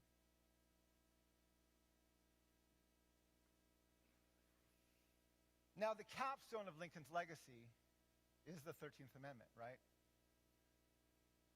Most people think the 13th Amendment abolishes slavery. They think it says neither slavery nor involuntary servitude shall exist within the United States. But you see, to understand the 13th Amendment, you have to understand the Lincoln-Douglas debates and the debate going on in our nation around Dred Scott. In those debates, Abraham Lincoln was directly asked if the Declaration of Independence applies to black people. And he said, I think the authors of that notable instrument intended to include all men, but they did not mean to declare all men equal in all respects. They did not mean to say all men are equal in color, size, intellect, moral development, or social capacity. He's not saying some men are taller and some men are better read. He is saying one race is inferior and one race is superior, and he's already made it abundantly clear which race he believes is the superior race. He was also asked about making citizens of black people, and he said, well, I've already been asked that, but you'll have no occasion to ask it again, for I tell Judge Douglas very frankly, I am not in favor of Negro citizenship. It's my opinion that the different states have the power to make a Negro a citizen under the Constitution of the U.S. if they chose. If the state of Illinois had that power, I should be opposed to the exercise of it. So as president, Abraham Lincoln was in a very tough spot. He wanted to end chattel slavery, not because he gave a crap about black lives, but because of the blemish it was putting on the legacy of the United States of America and the division it was causing between not white supremacists and non-white supremacists, but between slave owners and non-slave owners. That was the debate. Everyone agreed in white supremacy. They disagreed on the institution of chattel slavery. And he didn't like the division that was causing in his state, in his country, that was driving it to a civil war. And so he had to decide, now that if he ended chattel slavery, what would he do with these formerly enslaved peoples who he had no intention of ever making them voters or jurors or allowing them to hold office or to intermarry? What do you do with them? They debated, do we send them back to Africa? What do you do if you want to release these people from chattel slavery, but you don't want to make them a normal citizen of your nation? Well, his solution was to put a clause in the 13th Amendment. See, the 13th Amendment doesn't actually abolish slavery. It redefines and codifies it under the jurisdiction of the criminal justice system.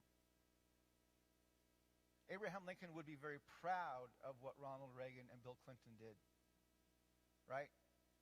This is the criminal justice system that they played to a perfect fiddle. To the highest incarceration rate of any country in the world. This chart compares us to NATO nations. We're off the charts. We have the highest incarceration rate of any country in the world. And when we break it out by race, we incarcerate people of color at 3 to 5 times the rates we incarcerate white people. 831 Latina or Hispanic, 895 per 100,000 American Indians, and 2,306 per 100,000 of black people. Whites are incarcerated at a more palatable rate of 450 per 100,000. So we just have to be clear. We have never abolished slavery. It is perfectly legal and constitutionally protected, not in states where it already existed, but in our criminal justice system.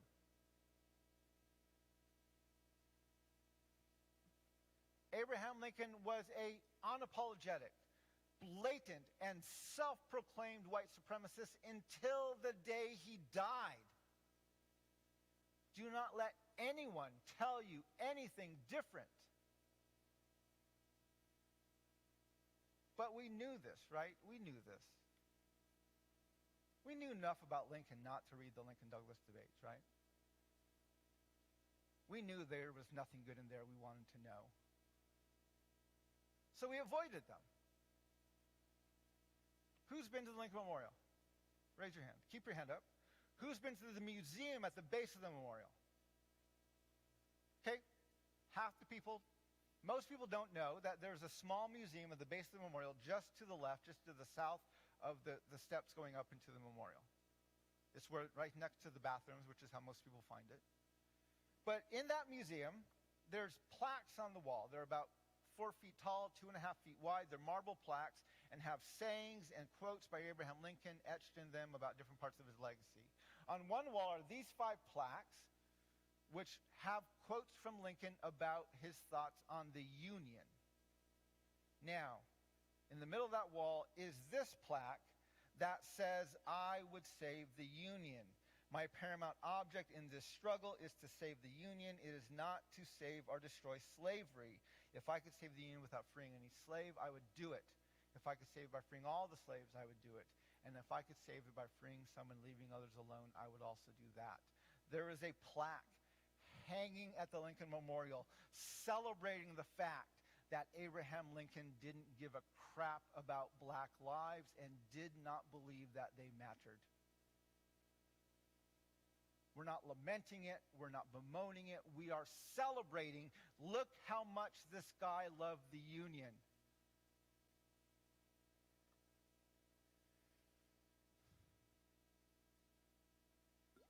Now, you wish I would end here. I'm just getting going.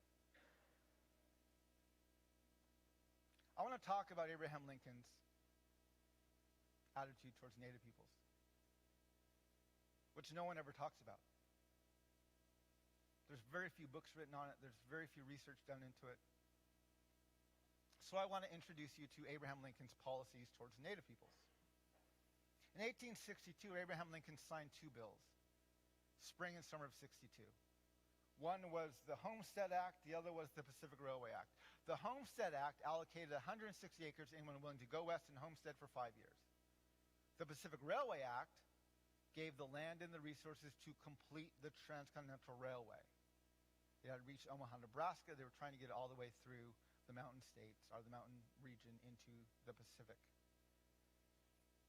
In the fall of 1862, there was a very bloody war in Minnesota called the Dakota War of 1862.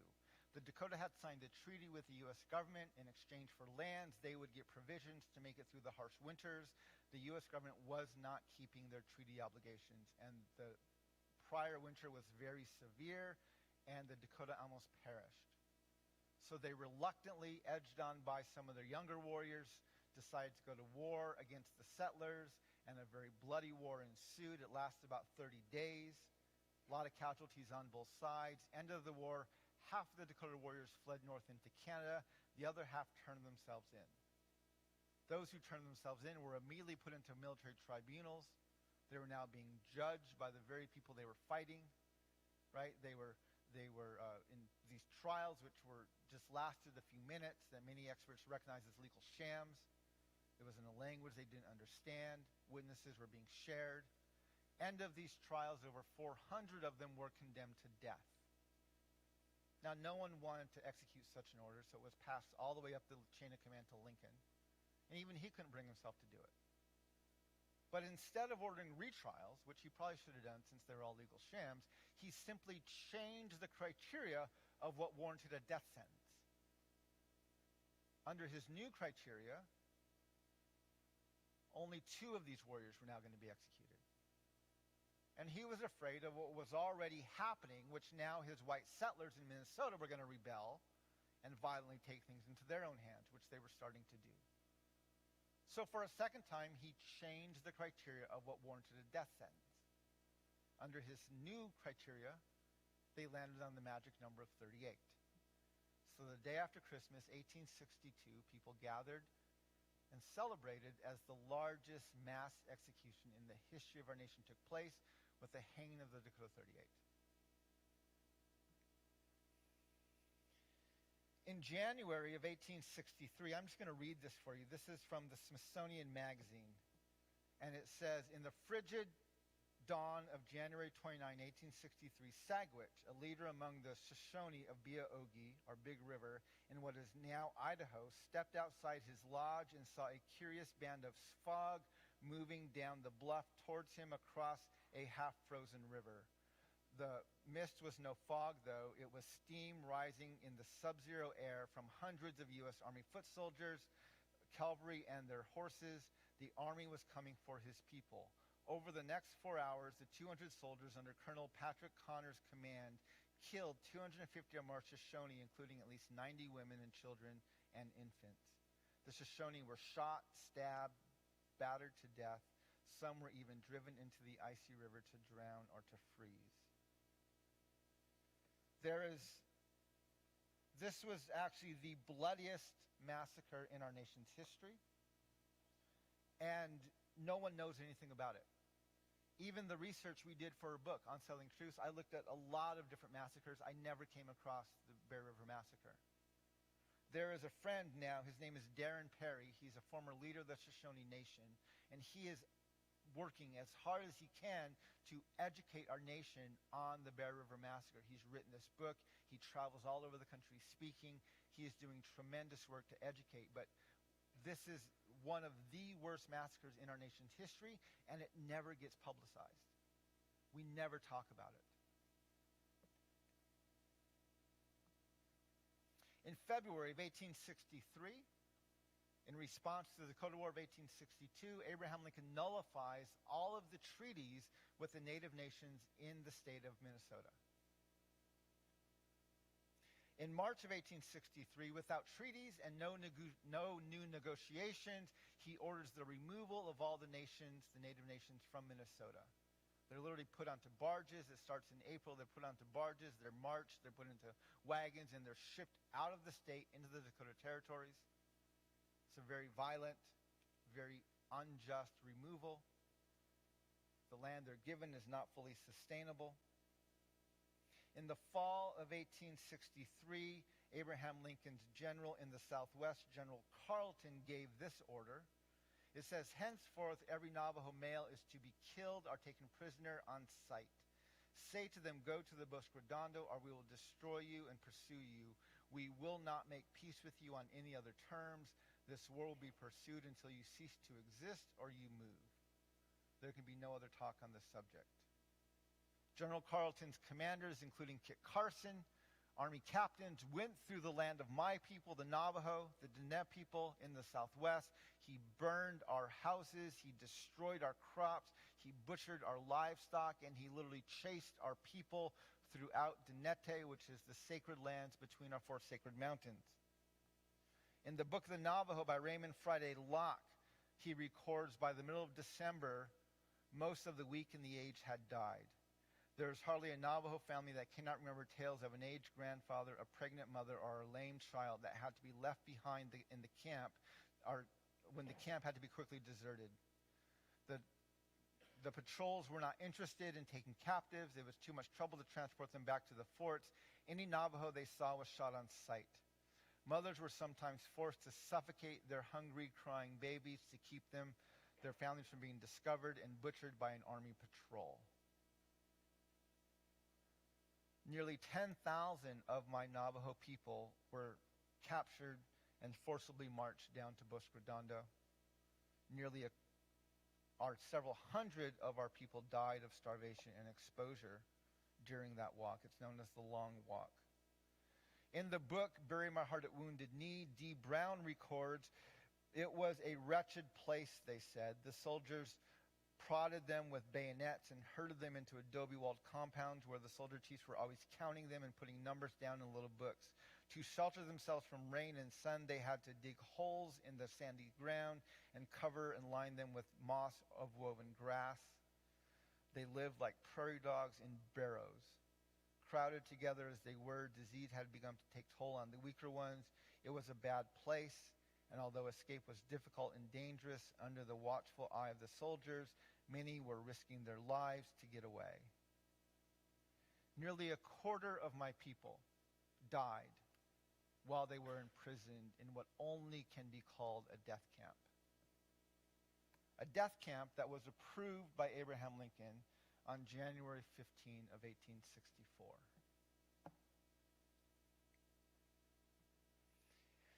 In the summer of 1864, Abraham Lincoln signed the Second Pacific Railway Act. This doubled the land and the resources given to complete the Transcontinental Railway. It also gave the railroad companies the mining rights, the mineral rights to the ground, to financially incentivize them to build even faster. End of November of 1864, the Cheyenne and Arapaho in eastern Colorado were on their treaty lands. They were waving a white flag of surrender and an American flag to show they were there peacefully. A U.S. Army, a Union Army led by a Methodist pastor came over the hill, and the men, the warriors, were out hunting, so it was just women and children there, and he ordered all of them slaughtered. 200 to 350 Cheyenne and Arapaho men, women, and children were slaughtered that day, and it's reported that that night the soldiers paraded the genitalia of the native peoples down the streets of Denver in celebration of this massacre. So 4 massacres, right? The Dakota War of 1862, culminating in the hanging of the Dakota 38, the Bear River Massacre in January of 63, the Navajo Long Walk in 63 and 64, and the Sand Creek Massacre in November of 64. On December 6th of 1864, so this is 1 week after the Sand Creek Massacre, a week later, Abraham Lincoln's giving his annual address. In his address, he says that 1.5 million acres were entered under the Homestead Law, and the great enterprise of connecting the Atlantic with the Pacific states by railway and telegraph lines has been entered upon with a vigor that gives assurance of success. Why is he so excited? What makes him so confident they're going to make it? Well, here's a map. This is a map of the United States with early routes of the Transcontinental Railway. The primary route had made it to Omaha, Nebraska. It had to go through Colorado, Wyoming, northern Utah, Nevada, and came out near San Francisco, California. There was a northern route that went from Duluth, Minnesota, through North Dakota, Montana, Idaho, and came out near Seattle, Washington. And there was a southern route that went through northern New Mexico, northern Arizona, and came out near Los Angeles, California. We have the removal of the Dakota and Winnebago from Minnesota. We have the Bear River Massacre in northern Utah and southern Idaho, literally just a few miles from where the Golden Stake was later plugged in. We have the Sand Creek Massacre in eastern Colorado, and we have the Long Walk of the Navajo and Mescalero Apache in the southwest. Abraham Lincoln was so confident that the vigor and assurance of success he had was because he was literally ethnically cleansing the primary routes of the Transcontinental Railway. Not only was Abraham Lincoln a blatant, unapologetic, self-proclaimed white supremacist, but he was one of the most genocidal presidents in our nation's history. He's also the president who brought Thanksgiving into the modern era. Prior to his administration, Thanksgiving was a regional holiday celebrated throughout the fall months. He issued 2 Thanksgiving Day proclamations, one in 1863, one in 1864. In 1863, he wrote that needful diversions of wealth and of strength from the fields of peaceful industry to the national defense have not arrested the plow, the shuttle, or the ship. The axe has enlarged the borders of our settlements. He is lying there. And the mines, as well as of iron and coal and of precious metals, have yielded even more abundantly than heretofore. These are the things he promised the railway companies.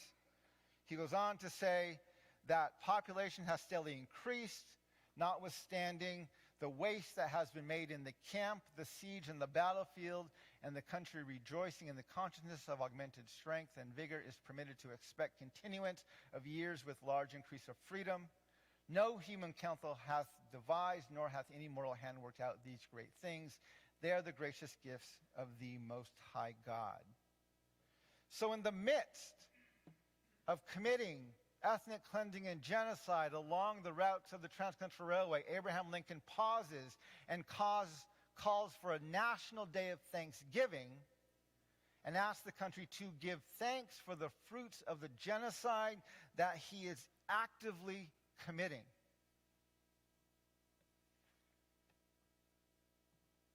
It's no mistake that his memorial is modeled after a temple in Greece. Right? If Eusebius wrote Christ out of ecclesiastical history and inserted Constantine to justify his heresy of Christian empire, we have done the same thing, except we've inserted Abraham Lincoln.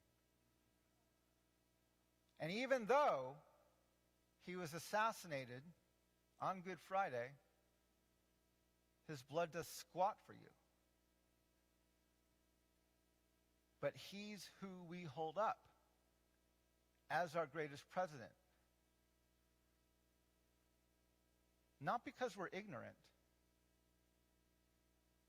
because we want our leaders to do this kind of dirty work for us.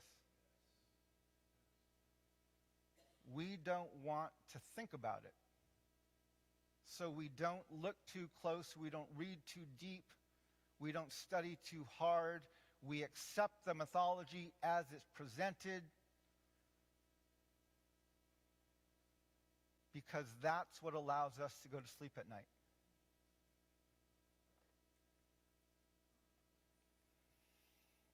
And this is going on today, right? This notion of promised lands. It's just in 2015, President Obama was negotiating a nuclear deal with the nation of Iran. And Benjamin Netanyahu, the Prime Minister then and now of Israel, came to lobby against that deal. And he was invited against precedent to speak to a joint session of Congress. That Congress back then, just like today, was completely partisan, weren't even talking to each other. And he had to get this whole House unified behind his voice. So early in his speech, he hit on one of the most unifying themes in American politics, which is the theme of American exceptionalism. And he said to our Congress, because America and Israel, we share a common destiny, the destiny of promised lands. If you want to know why the U.S. Congress has almost unanimous bipartisan support for Israel, it has almost nothing to do with human rights or with equality. We need the modern nation-state of Israel's Old Testament legacy of promised lands to justify what we did to Native Americans and African Americans. And the modern nation-state of Israel needs our flourishing as a nation with a manifest destiny to justify what they're doing to Bedouins and Palestinians. We have a very dysfunctional, codependent relationship with the modern nation-state of Israel. Has almost nothing to do with freedom, equality, or human rights. It's about justifying oppression, and in our case, even genocide. Now I want to talk for a few more minutes. We're getting to the end here.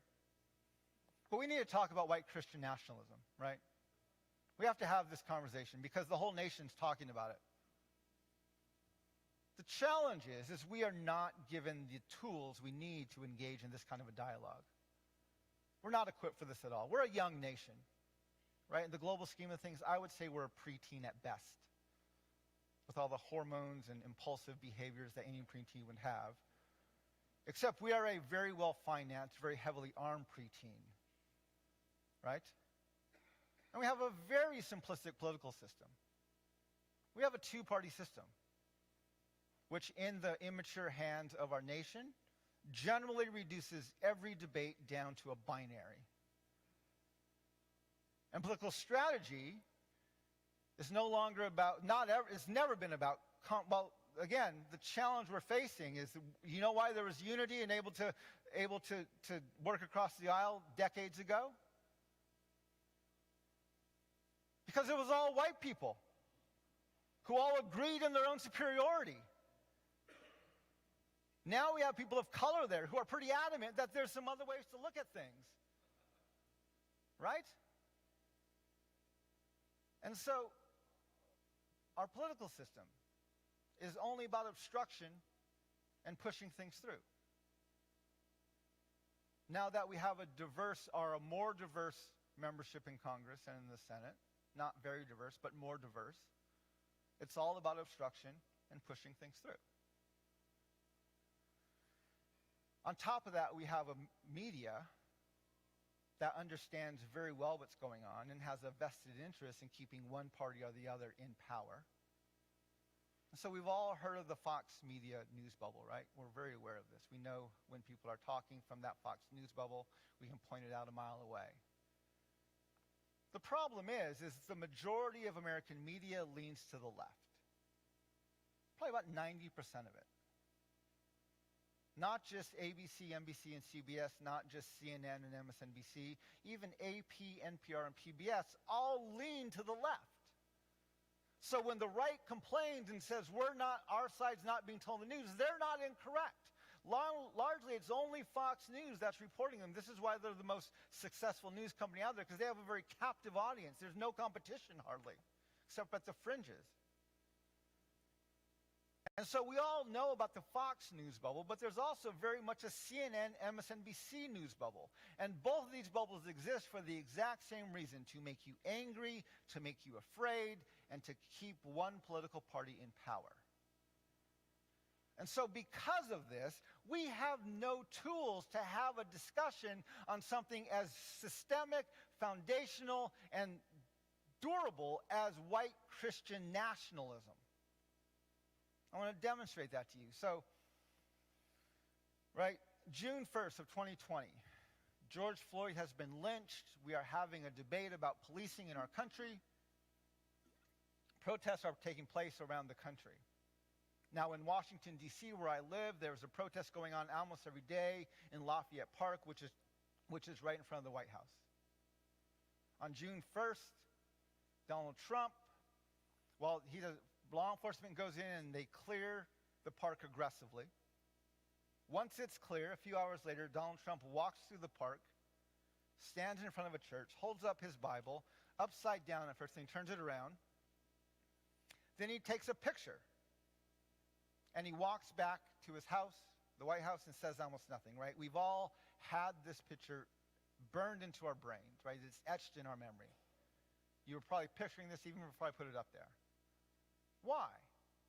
Because the majority of the media leans left, and they immediately called him out for exactly what he was doing, which was he was giving a dog whistle to white Christian nationalists.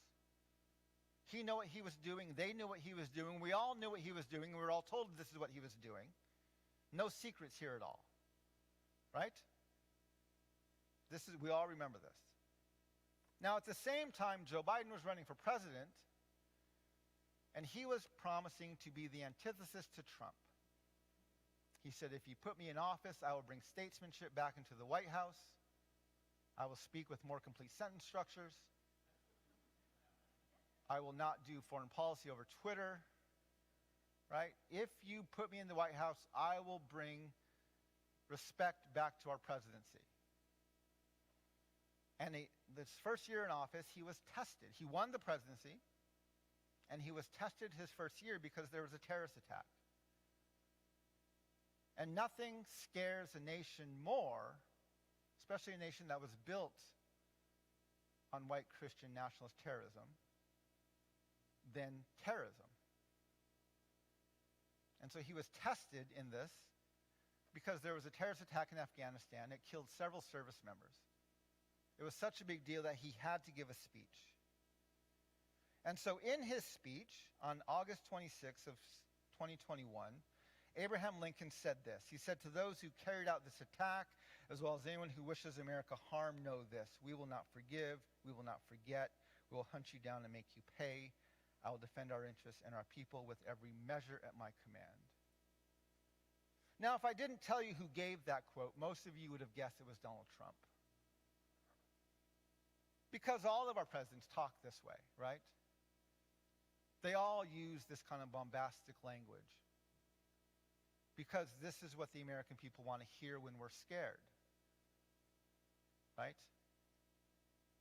This same language was used just a few months ago when Vladimir Putin said something similar to this about the war in Ukraine. If I feel my nation is threatened by NATO or other forces, I will defend my people and my country with every measure at my command. And we were appalled. How can you talk this way? You're so cavalier. You are a nuclear power. How dare you threaten nuclear holocaust? Right? We were beside ourselves. How dare he talk this way? But this is how our presidents talk all the time. When they're afraid, Joe Biden and Donald Trump actually talk very similarly, including sentence structure. Listen to when Joe Biden gets asked about his sons, when he feels threatened. He's almost the exact same as Trump. Very, very similar between the two. He goes on in his speech to thank the Secretary of Defense and military leadership for all their unanimous work to bring this event to its objectives. And then he says, throughout the ages, those who have served through the ages have drawn inspiration from the book of Isaiah, when the Lord says, "Whom shall I send and who shall go for us?" And the American military has been answering for a long time, "Here am I, Lord, send me. Here I am, send me." In his State of the Union, Joe Biden used the word sacred twice. He used it once in reference to the Capitol. This is a sacred space to have this speech. And he used it once in reference to our veterans and the sacred obligation we have to take better care of our veterans. Now, I do not disagree. We have an absolute moral responsibility to take better care of those who fight wars on our behalf. But he didn't use moral, he used sacred. Why? Why does he bring in the aspect of the divine? Because Joe Biden believes that the U.S. military is the army of the Lord, responding to a prophetic call on par with that of Isaiah the prophet.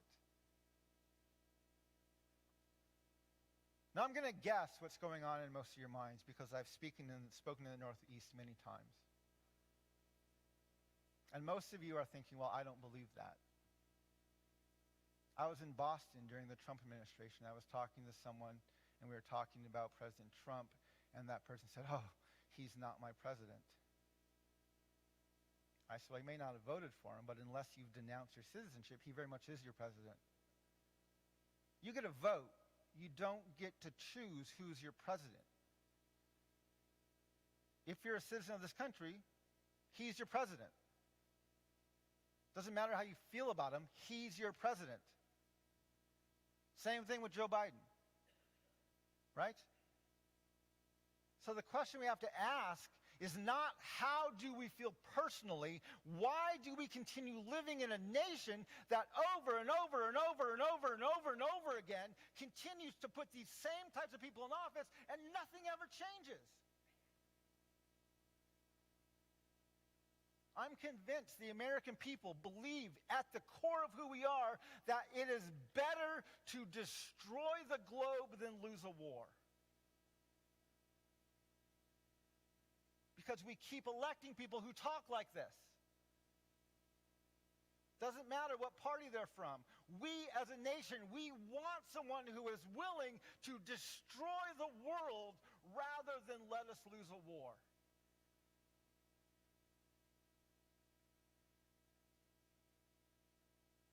This is why our greatest president is Abraham Lincoln. Not because he abolished slavery, which he didn't, because he was willing to do the dirty work of constitutionally protecting enslavement in our criminal justice system and ethnically cleansing. Who knows what treaty gives you the right to the property you own? No one. Why? We think treaties are native issues, right? They're not. The treaty is two sides coming to agreement. In exchange for this, we will give you this. When the U.S. said, in exchange for vacating these lands, we will give you these lands over here and provide these things if that happens, and then later they break the treaty, do you know what that means? Not only does the native nation lose the rights to their reservation, but it means the U.S. loses the right to the land it's now occupying. Why do you think as late as 2005 the Supreme Court rules land titles are based not on a treaty, but on the doctrine of discovery? Because that's all you got. The only thing propping up your land title to the house you own, to the church you worship in, is a dehumanizing doctrine of discovery that says natives aren't human.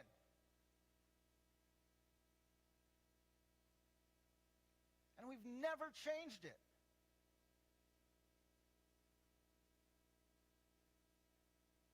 And even the liberals that we elect, they tell us, right, we elected a black president.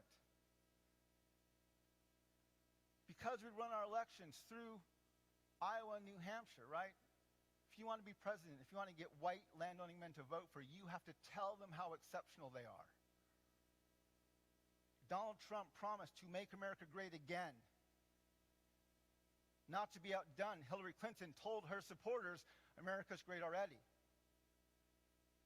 Our first black president took the stage at the DNC and said, America's already pretty great. Cory Booker, an African American at the time preparing to run for office in 2020, in his speech endorsing Hillary Clinton, he acknowledged that our Constitution excludes women. He acknowledged the Three-Fifths Compromise, and he acknowledged the Declaration of Independence calls natives savages. No national politician ever acknowledged these parts of our foundation. But he kept his presidential and political hopes alive by telling the white landowning men of the Democratic Party, but these things do not detract from our nation's greatness. It's like, really? He would never say that to a room full of women. He would never say that to a room full of black people. He would never say that to a room full of Native Americans. But because there were white people watching and in the room, he had to say that. Because our politics runs through Iowa and New Hampshire. You have to make yourself safe and palatable to white landowning men. So this is what we do. See, it's not enough to say individually, I don't believe that or I don't stand for that. We are a part of a corporate. And when the corporate continues to make the same decisions over and over and over and over and over again, we have to stop thinking the solution is just to say, he's not my president or I didn't vote for that. We have to stop saying this is a person of color issue or this is a woman's issue or this is a minority issue. This is all of our issue. Because these people we elect and the words that they say and the things that they stand for, these represent us on the national stage. We have to do better.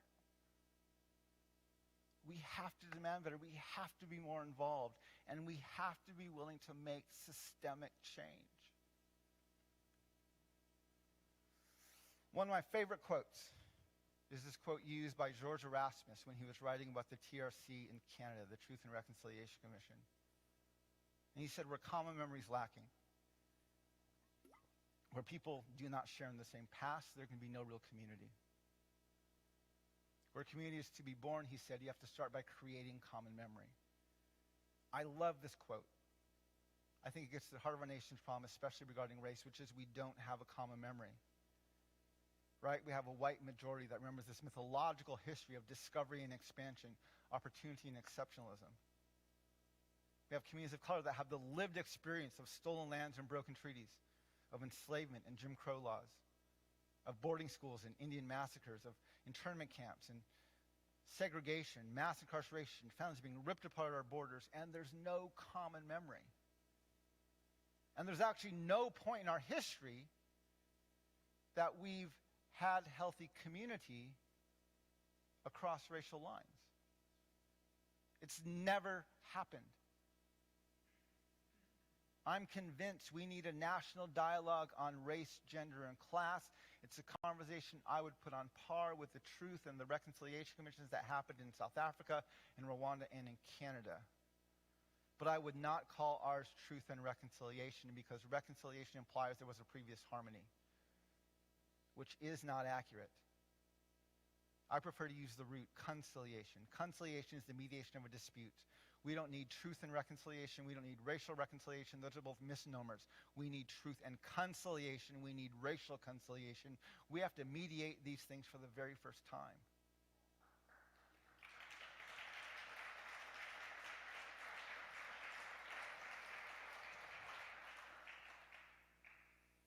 Just a few more minutes, because I want to tell you why we're not able to do this right now. We have a big struggle with this. Why? What's so hard about creating common memory? What's so hard about talking about our history? What's so hard about doing this? Well, the challenge we have is we don't have a good paradigm for white people in this dialogue. We really don't. We put white people immediately into one of two categories in any racial dialogue, which is white people are racist or white people are fragile. Now, if you're racist simply because you lack pigmentation in your skin, it means you have nothing of substance to contribute to the dialogue. And anytime you disagree, I have to either protect myself or go on the offensive against you. That's not helpful. If you're fragile, and Robin DiAngelo's book, White Fragility, shot to the top of the New York Times bestseller list the moment that George Floyd was lynched, right? If you're fragile, it means we have to smooth everything over and not do anything too disruptive. I want to have a conversation for a few moments about trauma. Now, when I say trauma, most of you immediately think of what's called PTSD. Post-traumatic stress or post-traumatic stress disorder. It's an individual diagnosis for someone who's experienced a single horrifying event. It affects you mentally, physically, emotionally, and relationally. It's this all-encompassing condition, but it's an individual diagnosis for someone who's experienced a single horrifying event. There's another trauma called a complex PTSD. Complex PTSD doesn't come from a single event, it comes from a series of events. If you get PTSD from being abused, you get complex PTSD from living in an abusive relationship. If you get PTSD from being in a battle, you get complex PTSD from living in a war zone. Now, psychologists have observed that a complex PTSD is passed down generation to generation. They've seen its symptoms in children and grandchildren of people who experience a complex trauma. They don't quite know how it gets there, but they've observed it. Now, there's another trauma called HTR. HTR is known as historical trauma. It was first observed by Maria Yellowhorse Braveheart in the 1980s when she was looking at boarding school survivors. HTR, historical trauma, is not an individual diagnosis. It's actually how psychologists understand the dissatisfaction in a broad community. They've seen it in boarding school survivors. They've seen it in other Native communities for removal and the genocide. They've seen it in African American communities for Jim Crow and segregation and enslavement. They've seen it in Japanese communities after the internment camps. They've seen it in Jewish communities after the Holocaust. I refer to historical trauma as a multi-generational communal manifestation of a complex PTSD. Does that make sense? Okay. So, understanding this, right, when I come into an audience like this, I can prepare for the trauma in the room. I can prepare for my people of color who have experienced PTSD, complex PTSD, and historical trauma. I know what's going to go on, I know what might trigger them, and I want to make sure that I am sensitive to those things as I go into these dialogues. The problem is, it's not people of color that disrupt the racial dialogue in our nation. It's white people, right? And the only paradigm we have for white people in these dialogues is either you're racist or you're fragile. Now, Robin DiAngelo may have some insights into the psyche behind whiteness, but I struggle with her paradigm of fragility Because if you're fragile, it means I have to soothe everything over or intentionally break it. And that's not helpful. Now, as I was giving these speeches for the past 15 years across the country, I observed early on I would have two lines of people after I spoke. I'd have a line of people of color and a line of white people. The people of color were serious but almost giddy, right? I didn't know all those dates, I didn't know all those policies, but I knew our history was that bad. Thank you for giving me more tools to confirm it and talk about it. I had a line of white people who, like deer in the headlights, they would stand there and say the same thing. I had no idea the history was that bad. Tell me how to fix it. And as I saw this over and over and over again, I said to myself and to some of my colleagues, I feel like I'm observing trauma in my white audiences, but I have no place to categorize it. It's not PTSD, it's not complex PTSD, it's not historical trauma. I heard about settlers syndrome and survivor, all these other things. I'm like, that doesn't fit it either. And I was trying to understand it. And I called up one of my colleagues who does work in this field, and I said, we need to talk about this. And I flew out to where he lives, and we spent some time, a day together. We looked at research, we had phone calls, I explained what I was observing. End of the day, my colleague said to me, he said, Mark, I was skeptical when you came in. I didn't think you were observing trauma in white people. But you've convinced me. But like you, I have no way how to categorize it. A few months later, I found this book by Rachel McNair. It's called Perpetration-Induced Traumatic Stress. She's looking at what she calls the psychology of killing. If society, she said, gives you the right to take a life, you're in law enforcement, you're a soldier, you're in a certain medical profession, even you're a good white guy at the mall with a gun, right? And society gives you the right to take a life. What does that do to you psychologically was her question. She looked at a very comprehensive study on Vietnam veterans. She looked at this quote by Socrates that said the doer of injustice is more miserable than the sufferer. And she concluded it causes a perpetration-induced traumatic stress, which has all the symptomology of a PTSD, except PTSD afflicts the victim of the horrifying event, and PITS afflicts the perpetrator, the person who caused it. Once I had this book and understood her research, I'm like, that's it. I can now hypothesize if PTSD has a multi-generational communal manifestation at a complex level, which we call historical trauma, which afflicts our communities of color, might not PITS also have a multi-generational communal manifestation at a complex level, which is the trauma that I'm observing in white America.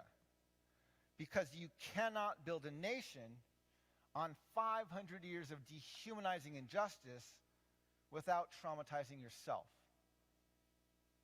Now, to be absolutely clear, white people are not victims of trauma. This is a perpetration-induced traumatic stress. This is a trauma stemming not from what was done to you, but what you are standing on and what you've been a part of. You are not victims of trauma. But you respond to these things in a trauma-informed way. You have a traumatic response to hearing this history.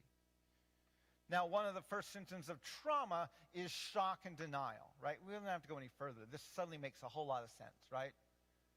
Any conversation on CRT, or gun control, or immigration reform, right? Our nation is in a constant state of shock and denial. And anything that disrupts that, we're like, quick, bury that. We don't want to talk about it. Take it out of our textbooks. Take it out of our periphery. We don't want to deal with it. He's not my president. We're not going to use the word slavery anymore. These are all states of shock and denial. Now, when you're in a state of shock and denial, it's usually your coworkers, your family members, your loved ones who observe that you're traumatized first. And usually they try to encourage you to go seek help. So if you go to a counselor and you're still in the state of shock and denial, your counselor is going to ask leading questions and trying to get you to talk and open up. Why? They're looking for your triggers. A trigger is a sight, a sound, a smell, something that takes you out of reality and back into the chaos of the moment of when the trauma occurred. Once you're triggered, your heart begins to elevate, you get a bitter taste in your mouth, your adrenaline begins to flow, and you go into fight or flight mode. You are no longer able to be reasoned with at this point, right? You're losing not complete control, but you're losing some control of your faculties, and you're back in fight or flight mode. So once this happens, let's say you're in your counselor's office and butterflies are what triggers you for whatever reason. And as you're talking to your counselor, a swarm of butterflies goes by the window. Now, if your counselor's worth their salt, they're not going to go outside and exterminate the butterflies, right? They'll see you getting agitated. They'll see your response. They may shut the curtain. They will keep themselves safe, and they'll make sure you're safe, and they'll let you have your episode.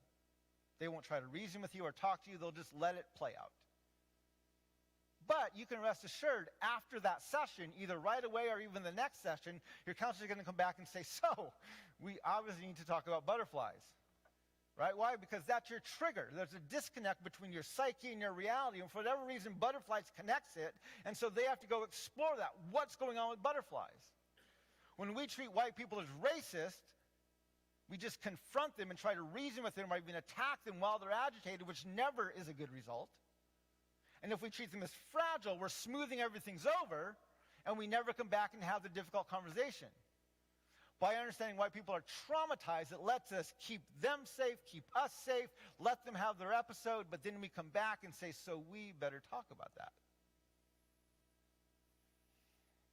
But we never have that conversation because we don't view white people in that way. So I began developing tools to treat my white audiences as another group of traumatized people. Now, I'm not trying to convince you you're traumatized. That's not my job.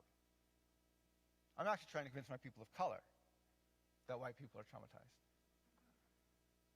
Because I want us to be able to engage in this dialogue, to teach this history, to have these conversations without being constantly disrupted by triggered white people.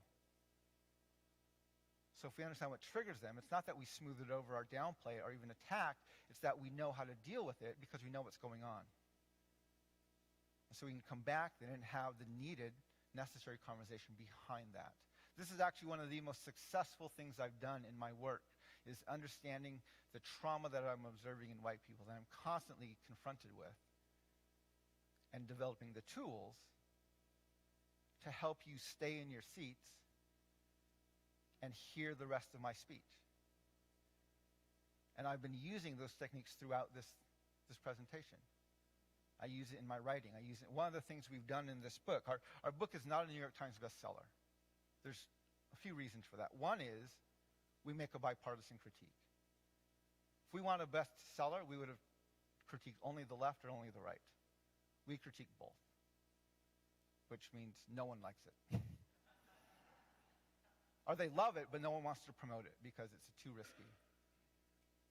The other thing we've done is we've been able to avoid the hubbub around CRT. And it's not because we don't, our book is almost the essence of CRT. But we don't trigger white people with it because we're not treating white people in our book as either fragile or as racist. We're treating you as traumatized, and so we can do CRT for you and towards you and keep you from freaking out about it. And so, again, this is some of these tools at play as you read through the book and even as you listen to these speeches. But I'm convinced we need to learn how to do this because we have to have this conversation. Right? It's not enough just to misquote the document. Joe Biden loves to say, we hold these truths, all men and women are created equal. I don't disagree, Joe, but that's not what it says. During his State of the Union, his final State of the Union, President Trump said, we the people. Right? Words we've come to recognize mean all the people. No, Mr. President, we've never agreed on that. We've never agreed that we the people means all the people. You know how I know? That was the theme of my campaign. Let's build a nation where we the people means all the people. Nobody wanted to talk to me. Nobody wanted to interview me. No one wanted to vote for, not no one, but very few people. We did not want to talk about. You know why? Because we like to believe as Americans, the left or the right, Both sides like to believe that the United States struggles with racism, sexism, and white supremacy in spite of our foundations. Right? That's what they like to believe. And that's what American exceptionalism makes us proclaim. But I told, during my campaign, I said this repeatedly, I said, if you think the Constitution was written to include everybody, get into a diverse group, so you have to leave the state, okay? Get into a diverse group of people and read the document out loud. You will be appalled and embarrassed at how quickly the document is racist, sexist, and white supremacist. The challenge is the United States of America is not racist, sexist, and white supremacist in spite of our foundations. We are racist and sexist and white supremacists because of our foundations. And we have to find a way to talk about that. So this is the work I'm doing. Creating a common memory, advocating for truth and conciliation, talking about our history, and trying my best to understand all of the trauma that's in the room so that we can have the dialogue. And I'm so grateful you all came today.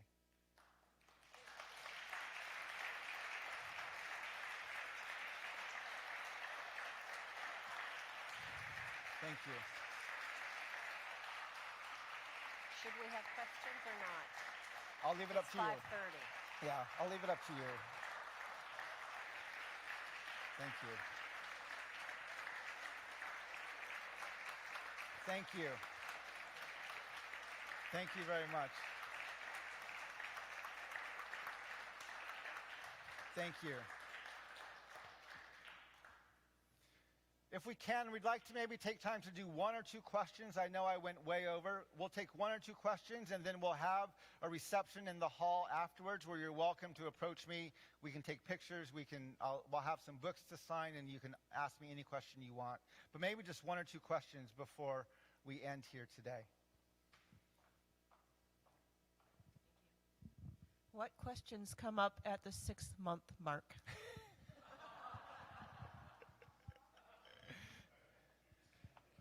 The questions that come up at the 6-month mark is, like, do you ever notice when you buy a new car, you suddenly see that car everywhere? Unless it's like a Ferrari, you know. But if you buy a new car, you see that car everywhere because your eyes are tuned to it and you can't not see it. So I've opened your eyes to a few things. And you can't unhear them and you can't unsee them. The goal of my speeches is not to get a response tonight or even tomorrow. The goal of my speeches is to change and challenge your paradigm and get you to see the world in a new framework. And after 6 months, you're going to love me or hate me, but you're going to see the world in a new framework. And you're going to be wrestling with these things. You're going to see them. You're going to hear speeches differently. You're going to hear our presidents differently. You're going to hear the media differently. And, right, it's going to challenge you to think more about what you're being fed. One of the reasons my co-author is who he was is because the book my co-author wrote just prior to the book we wrote together is called Prophetic Lament. The road for the church into this dialogue. And I will tell you, our book, Unsettling Truth, is an open and public rebuke of the church.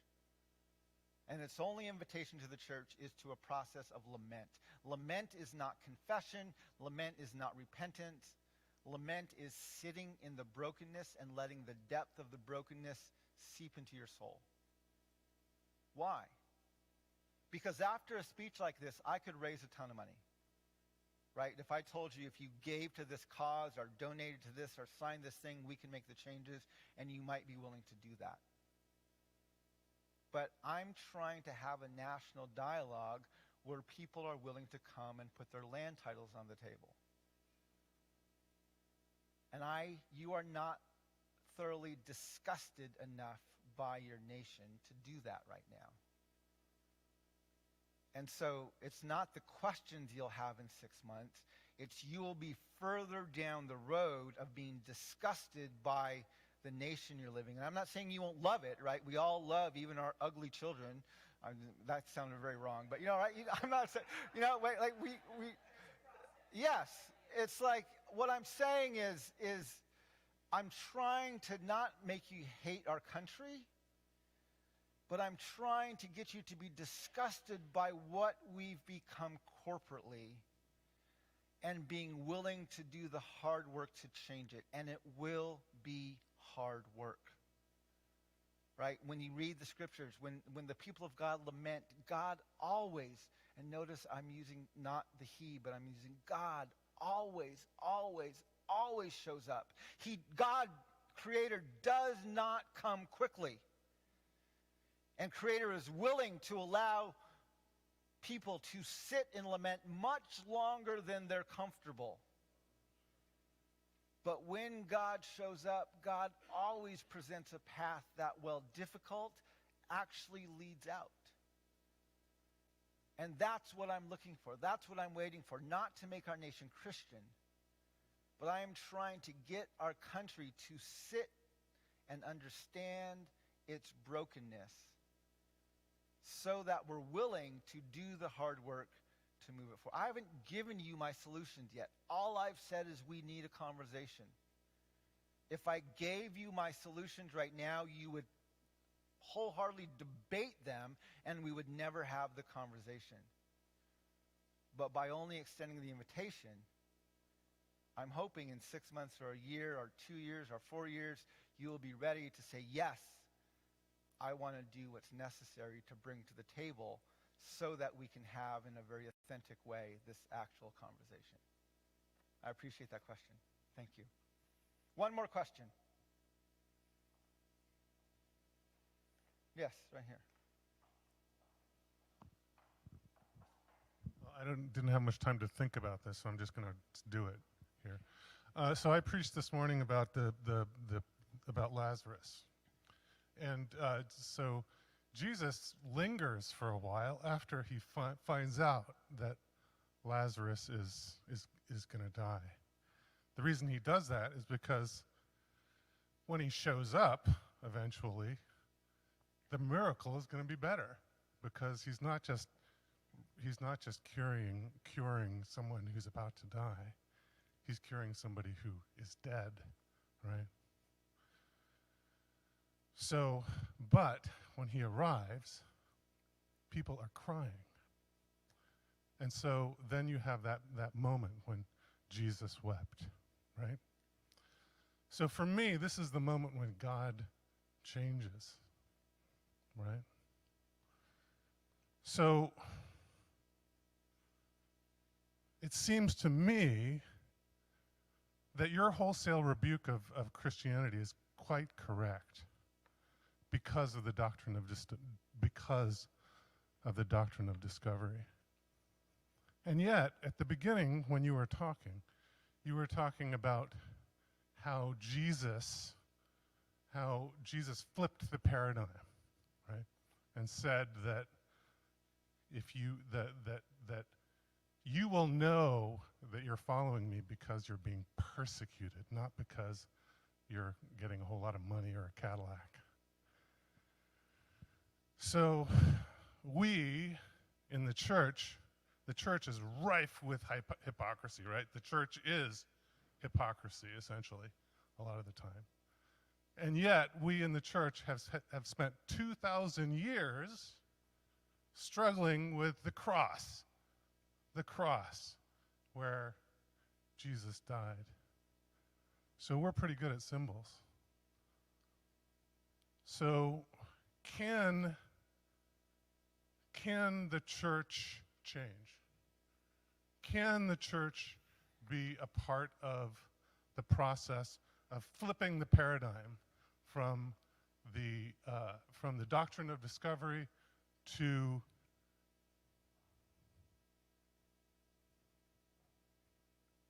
that other thing? Yeah. That is a very good question. And I would say my hope is that yes, that's why I continue to do this work. That's why I continue to speak even to Christian audiences. But I'm also fairly adamant that the church has lost its ability to lead in this dialogue. And so one of the beauties about calling the church and saying the church's only pathway, not to lead this thing, just to participate, because the church wrote the doctrine, the church is complicit in this entire history. Its only way even to just be a participant is through the practice, the spiritual practice of lament. Now, Seung-chan points out in his book how anemic the church is at lament.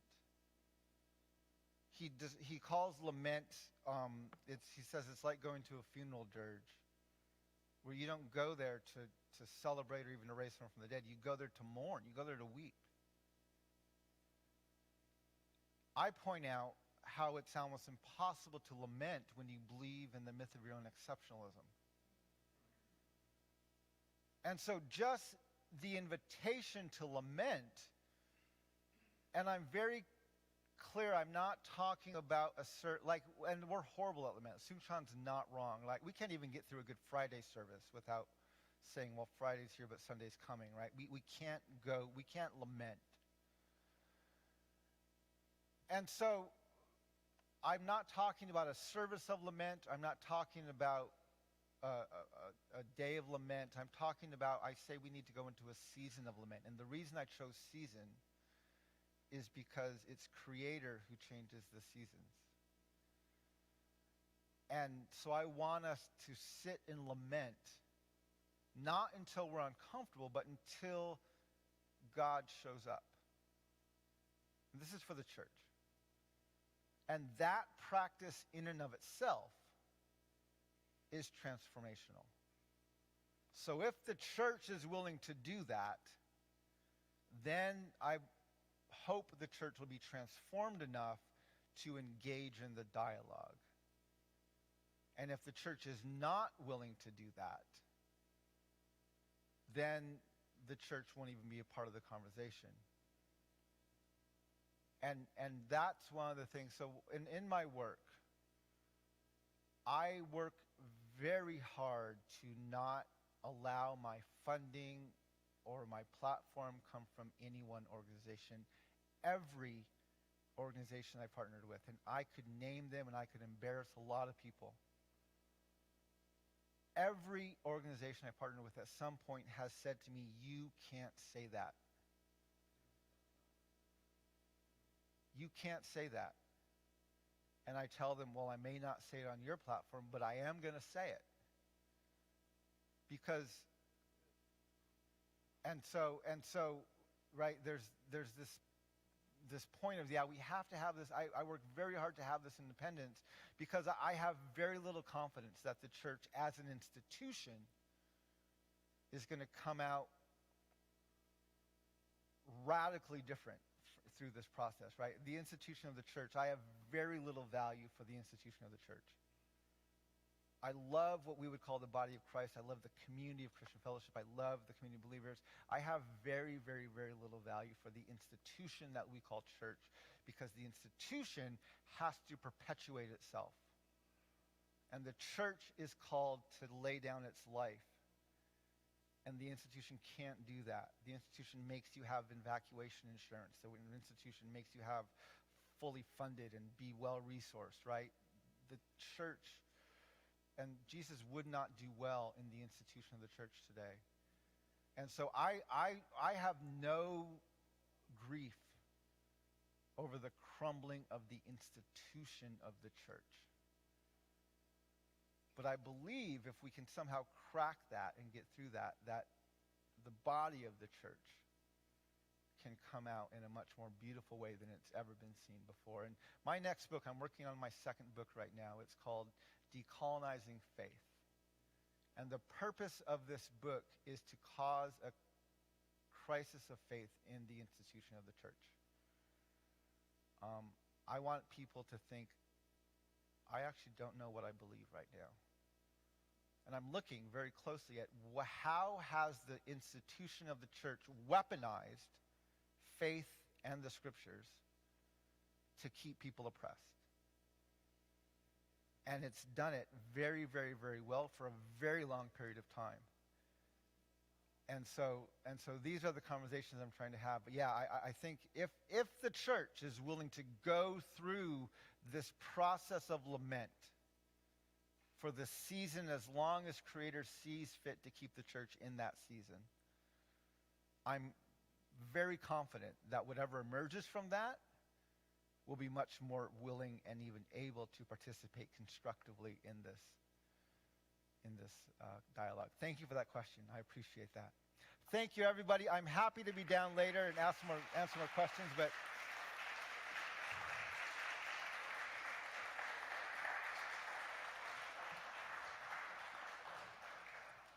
yesterday was 9 months exactly until Christmas. And just as Holy Spirit began the gestation process, may we be gestated by what we've heard today, and may we come to new life as we celebrate together in the months to come. Please join us for a reception and a time to talk.